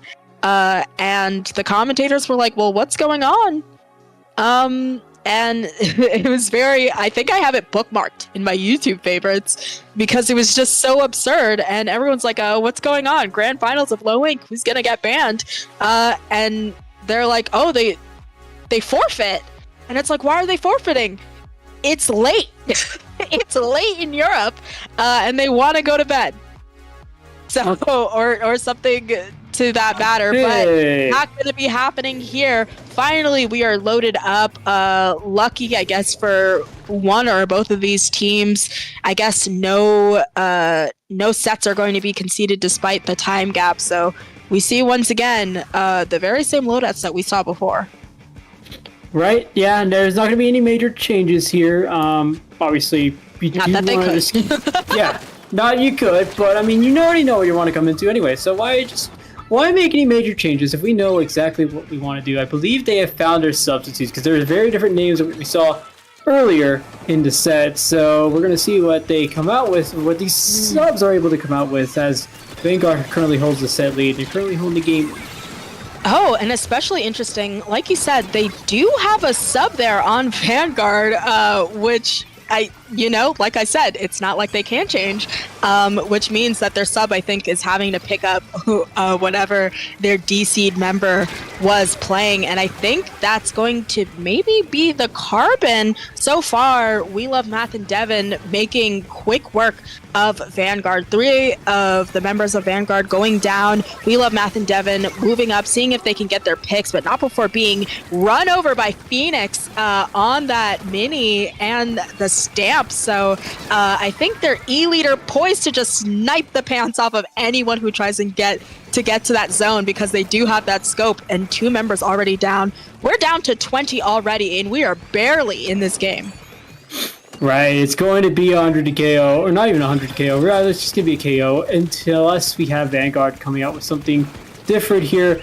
And, okay, well, now you made the substitute changes. Obviously, there was something drastic that happened between now and the break. Or between the break and now that made you come up with some substitute changes. I wonder how much that's affecting you now, because now this is a wildly different Vanguard. I mean, we knew that the previous Vanguard was able to just like, if they got to that position that they were in this set where it was like 10 remaining, they could come back if they wanted to. But honestly, even then, sorry. Yeah, even now, it's like, this is wildly different. There's just not much of a response from Vanguard here. Yeah, honestly, I would say if they were even rule booked, right? It seems as though Vanguard was the one that maybe had the issue, even though we saw the restart from 4K, since it's Vanguard that had the sub. So time-wise, they may have had to concede that game anyways.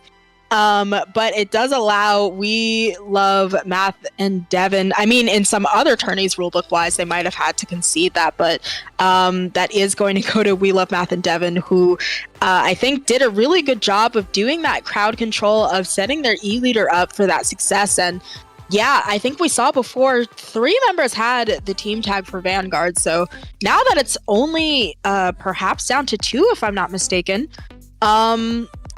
yeah, I don't know. It's going to be hard on them to really stabilize, and I'm assuming we're probably going to be seeing, like we were talking about before, more on meta picks. Not to mention, yeah, I wouldn't be surprised if it's possible someone was like, it's midnight, I've got to go. Yeah, but no, it sounds about right. I'm just saying, I'm looking at the dreaded, at least in my opinion, Barnacle and Dime zones. Maybe right. Maybe it's late for me too. So so far, wait a second. Was I crazy? Didn't I see 3 members with a VN before? Now I'm only seeing 1. Arox was there already, so looking at these comps, still unconventional, but not... Oh, all of them are in spawn, so I'm assuming there is a bit of an issue. They are booyahing. Yeah, I'm unsure what the issue is, because it doesn't seem as though anyone's DC okay, and they're moving their way up. So I guess whatever the problem was, it wasn't bad enough to stop them from playing. So far, really early in, we have Vanguard taking the zone, but not before We Love Math and Devin takes that back. So 2 members down, no, 3 members down, and I think we may be leading to a delayed wipe on We Love Math and Devin. So a little bit oppressive, but not oppressive enough, I think, to completely have them locked down at this point. So Giroud and Phoenix were here before this whole mess began. Giroud, it seems to be what the main catalyst for the offense on Vanguard, because of how much they're able to do behind enemy lines. Not there, but as well as Phoenix. I mean, Phoenix has been having all these... Phoenix is the one following up very well here, especially this Ultra Stamp. You can't forget the Ultra Stamp. You can't miss it. But they do so well with these follow-ups here, especially Giroud and Phoenix here. It's working out so well for them. They're getting all the picks at a dire time when Math and Devin can't have those picks. Yeah, Math and Devin can't afford to have those picks. Paint. Yeah, and once again, happy with the paint. We'll see if it's enough to cap over that. And right from the jaws of death and defeat, We Love Math and Devin able to cap that zone. Stop them at 1, give them one of the nastiest penalties of all time with a 74 ticks, and finally try and stabilize this zone.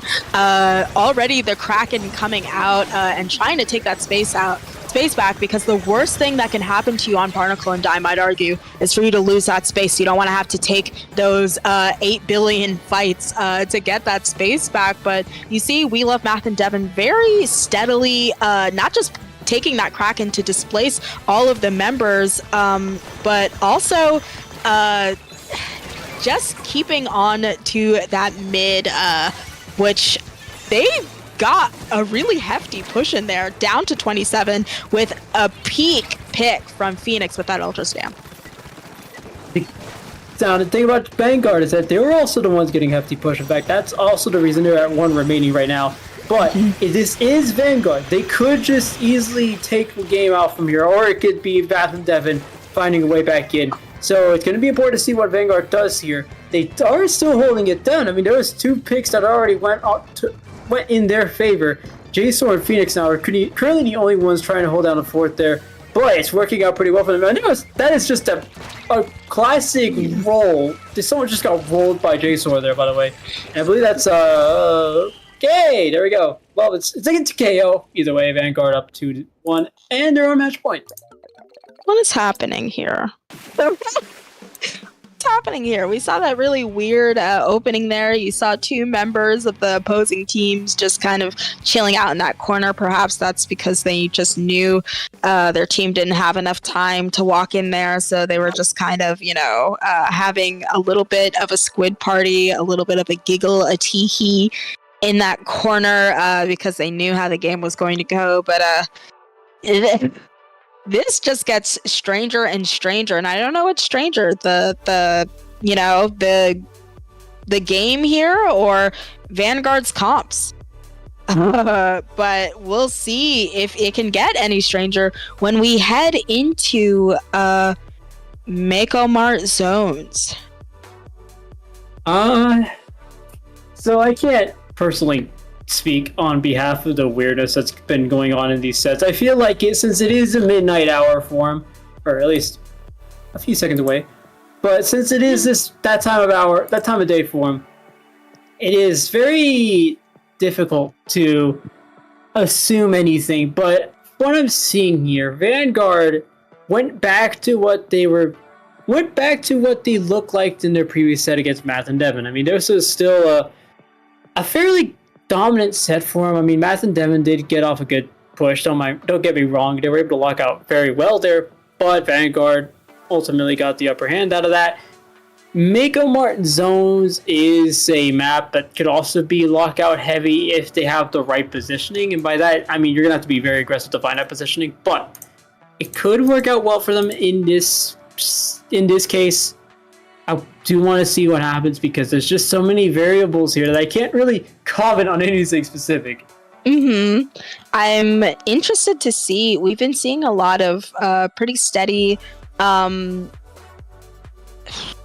We've been seeing some steady mini, basically through almost all of the comps, if I'm not mistaken.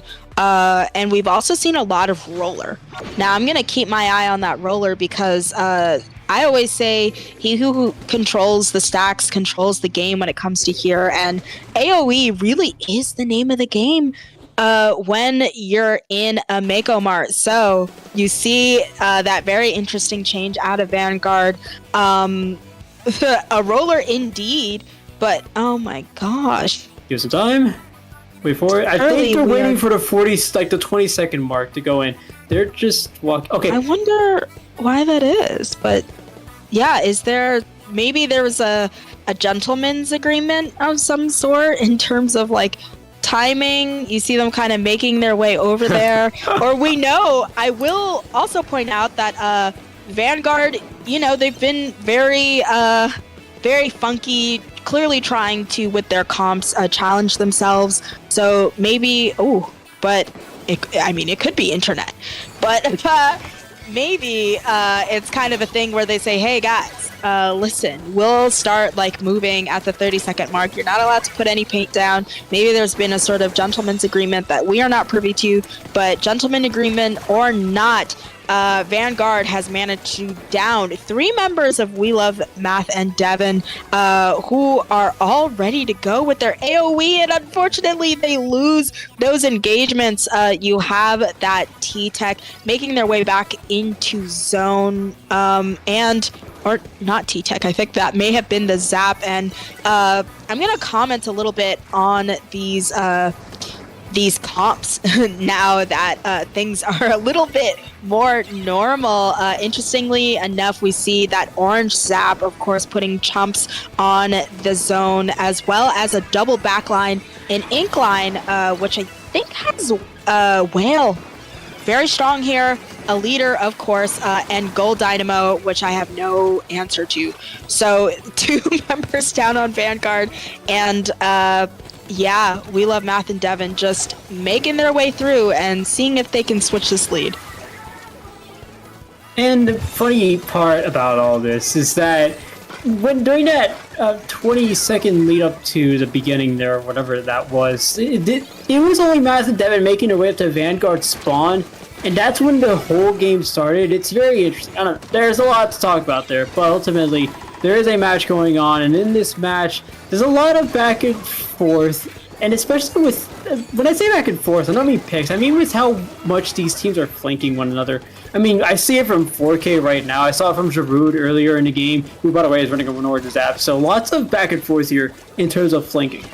Yeah, it almost feels as though people talk about off angles. Where are the angles?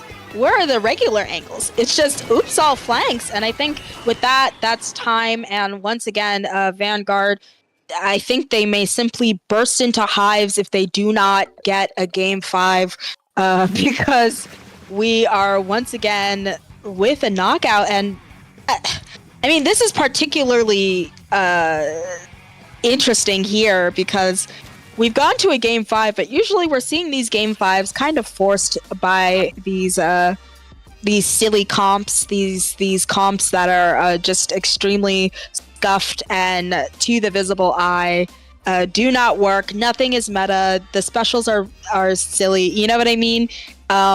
But like we've been talking about, Vanguard been going with a little bit more serious comps, and despite this this long break in between, despite the time, regardless of where you are in the world, it is just not a time you maybe feel like playing Splatoon for this long. We have managed to make it to a game 5, which I think last time we saw this, did Vanguard? I feel like they pretty handily won Hagglefish zones. Am I remembering that correctly, Nito? Yes, I believe so. I have to look back though at the bracket, but it's okay. Wouldn't be surprised. Vanguard is a team that put in this position will seek that game 5. I want to know what happens after this, because so far it's been like, okay, every time we see a Vanguard match go to a game 5, the Vanguard pulls all the stops, finds something to win. So maybe that last set in Make 'em Art zones, where every team, where Math and Devin just moved on to spawn and then the game started.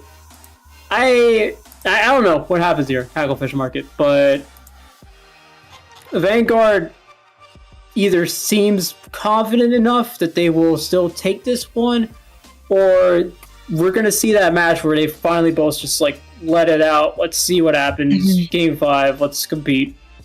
Let's see what goes on. I have to say, yeah, if they are kind of putting their feet on the brakes a little bit, if they're like, listen, let's do something silly, let's see. I mean, I'm not going to tell them they can't call a silly comp. I think it's for their own enjoyment, but at the same time, we gotta say a game 5 is enough. If we can prevent a bracket reset, we will do just that. And oh my gosh, we are seeing a DC from 4K, the leader player on We Love Math and Devin. So it seems as though everything is doing everything in their power to just reject us from, I don't know, ending this set. So as much as I'm telling Vanguard, listen, if you don't have to, if you feel as though you can prevent a bracket reset, you better do it.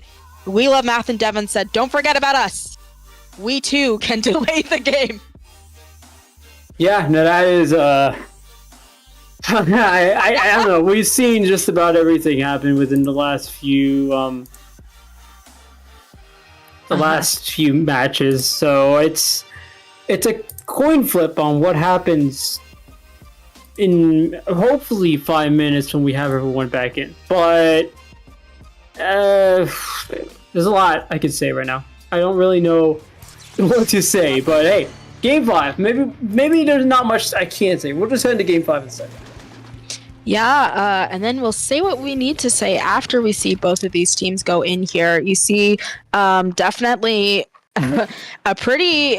a more common comp out of Vanguard, so it looks like they are playing for keeps. And of course, the bread and butter from We Love Math and Devin going in here. But so far, as you're often going to see in zones haggle, you just see a bit of neutral there. Both teams trying to vie for these picks before one of the teams finally gets it. That's going to be Vanguard, already making their way on their points, though not getting a huge lead just yet. 2 members going down, so We Love Math and Devin moving in, so Vanguard not able to shut them down completely, and a little bit on the back foot as We Love Math and Devin trying to make sure they stay stable, they don't stagger, and they don't overextend to that court area, and they can just kind of keep zone and see how many points they can get, even though Vanguard has specials out and they are getting picks with those specials.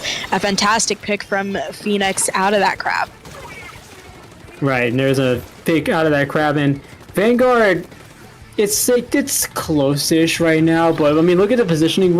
If you look at the positioning, it's still very much Vanguard at what we've seen them do the rest of the set. I mean, here's a nice little jump here, which I thought was going to go to the top of the 10. That would have been very interesting to see, but I mean, looking at their comps, it looks like they're doing about what I'd see from any team at their level. We're just looking for lockout picks. We're looking to pick off whatever we can get from the ledges, and that's what I'm seeing from their comp. It's working out well, and so far, Math and Devin just now got to the response, and they actually get 3 players down, so it's a very good response there. But Math and Devin have an opportunity to rack up the points here. Yeah, I think Math and Devin really have an idea of what their win con is. I think that they realize when they're kind of in danger of being locked out that they really have to get rid of that blaster who's watching their drops, who can just kind of pick them off one by one, and once they do so, that blaster jumps out, they're able to walk in there. But I think they're getting 2 critical picks, they being Vanguard, with 3 members going down, but 2 members going down in turn. One final, just kind of scrapping here, getting as many picks as they can before they go down. I think that's going to be 2, if not 3 picks. And with this Kraken active in mid from Vanguard, you see We Love Math and Devin able to go into their court. They haven't lost too much ground, and they are contesting that zone for their lives at the moment, when we are just halfway through the game. But of course, this sneaky little pick is going to get 2 people down from Gerard, and yeah, no, that's going to be 3, and just misses the quad there. So their points just keep ticking, death to an unfortunate bomb.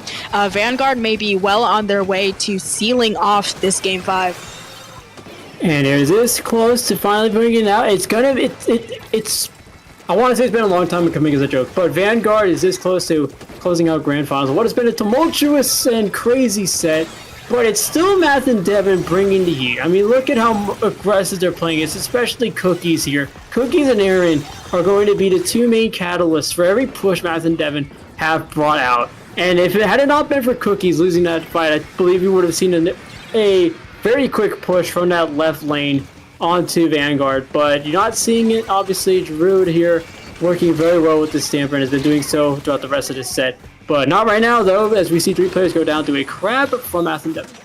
Yeah, I was gonna say, let's not sing the swan song for Math and Devin yet. They are still in this, and they are still poised to move forward and see what they can do up against this gargantuan team. Because, of course, if they win, they force that bracket reset, and then they're going to be well on their way to see if, despite the odds, they can take the entire tourney. But I think with 3 total of their members going down, We Love Math and Devin is going to lose that zone, especially Gerard here getting that pick and popping that zip. So that poor member Aaron had several people just sticked on them with their specials, but finally those people get checked. I think that leader goes down because I always say you got to get the rats out of your basement. You can't have the members of the other team in your court, in your spawn. And so We Love Math and Devin working on that, but they only have 15 seconds left in this match. Even getting 3 members down,